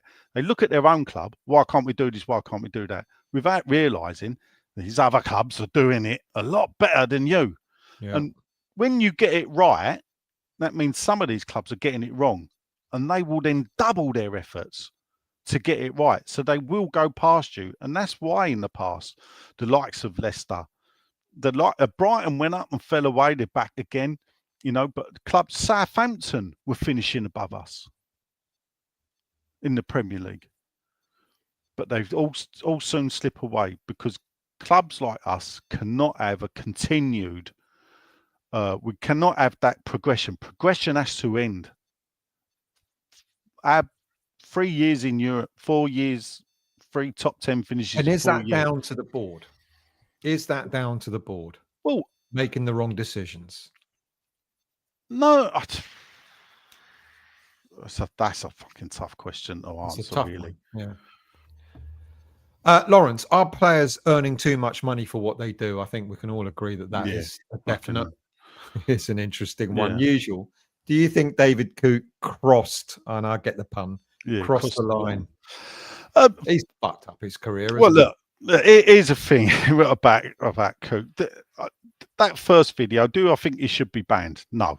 Well, I think he should be stood down for a couple of weeks or a month, yeah, and then brought back into the fold, yeah, because I've heard things. What he said about Klopp's gross misconduct, all right, but let's go back to that game that had been very recent when Coop made that statement and watch the way Klopp spoke to Coop, who was the fourth official. So the fourth official doesn't make the referee's decision. Yeah, he's the poor bloke standing on the sideline getting dog shit abuse off of Klopp. So if what Coop has said is gross misconduct, is not what Klopp said to Coop gross misconduct. Yeah, you can't have it one way. You got to look at it both ways. And when you look at it both ways, you think, right, you got to feel for the bloke. He's been stitched up.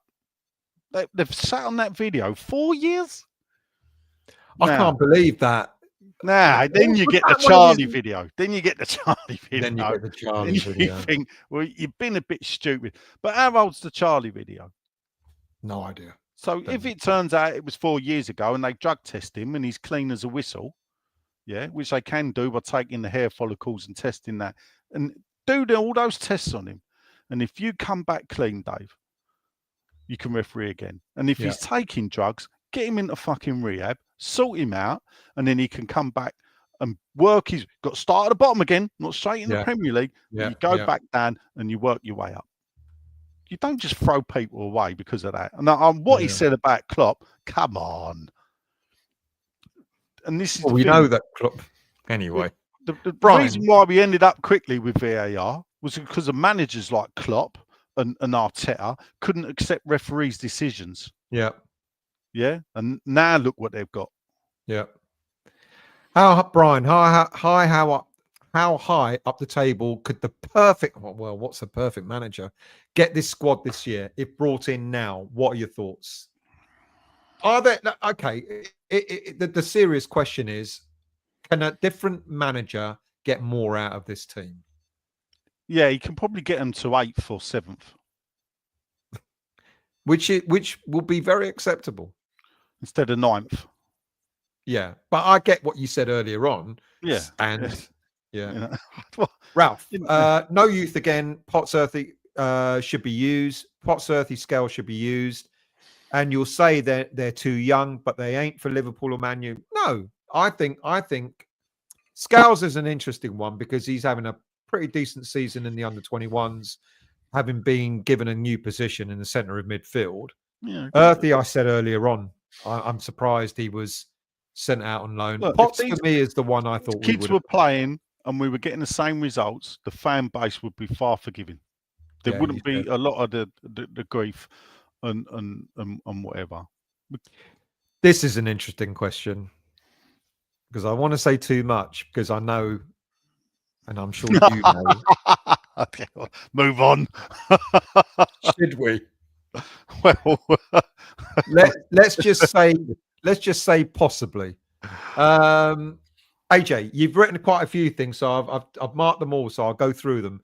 You lot are missing the biggest point. Our midfield in transition is awful. No pace, no chemistry. You have players that can attack and players that like possession. If this isn't addressed, then whatever. I did say I think midfield is a problem.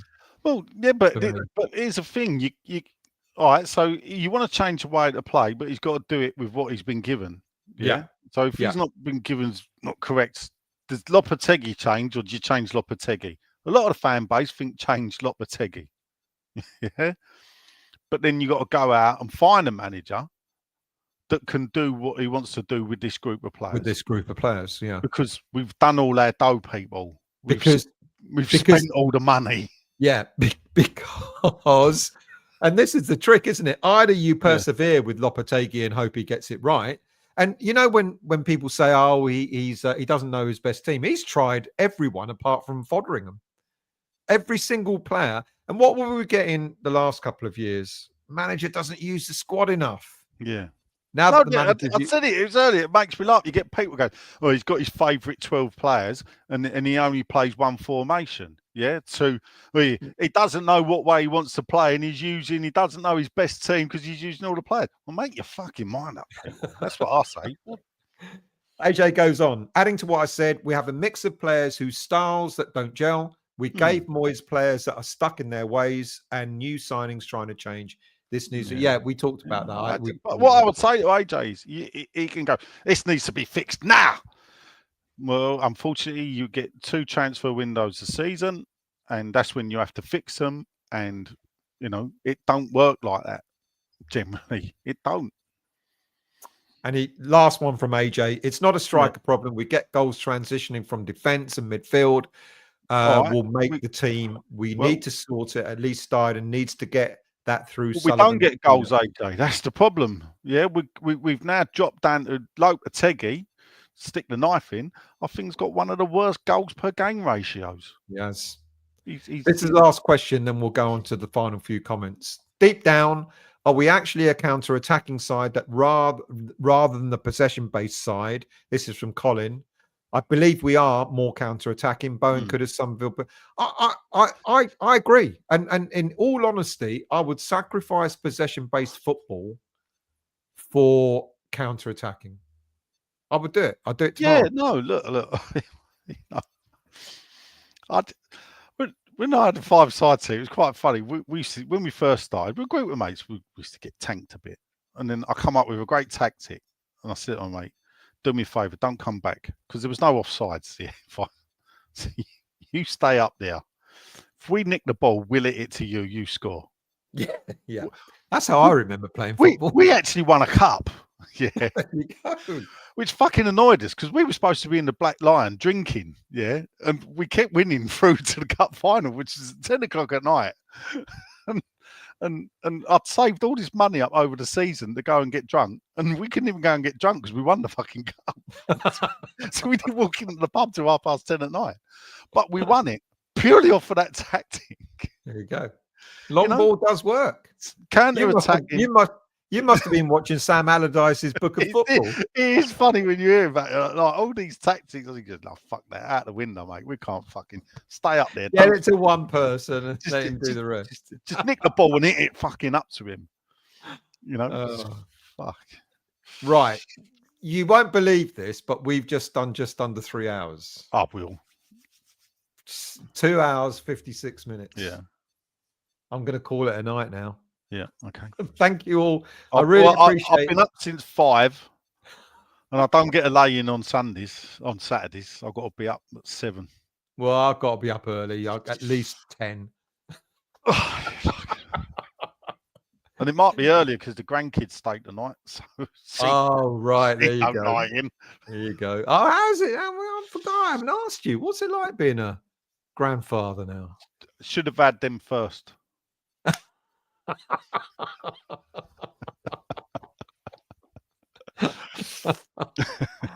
Mate, always a pleasure. We'll do this again in a couple of weeks, 2 or 3 weeks time, when we both got the time to do it. But thank you all for all the comments. If you like that format where you put a queue and then we go through the questions, happy to do that again in the future.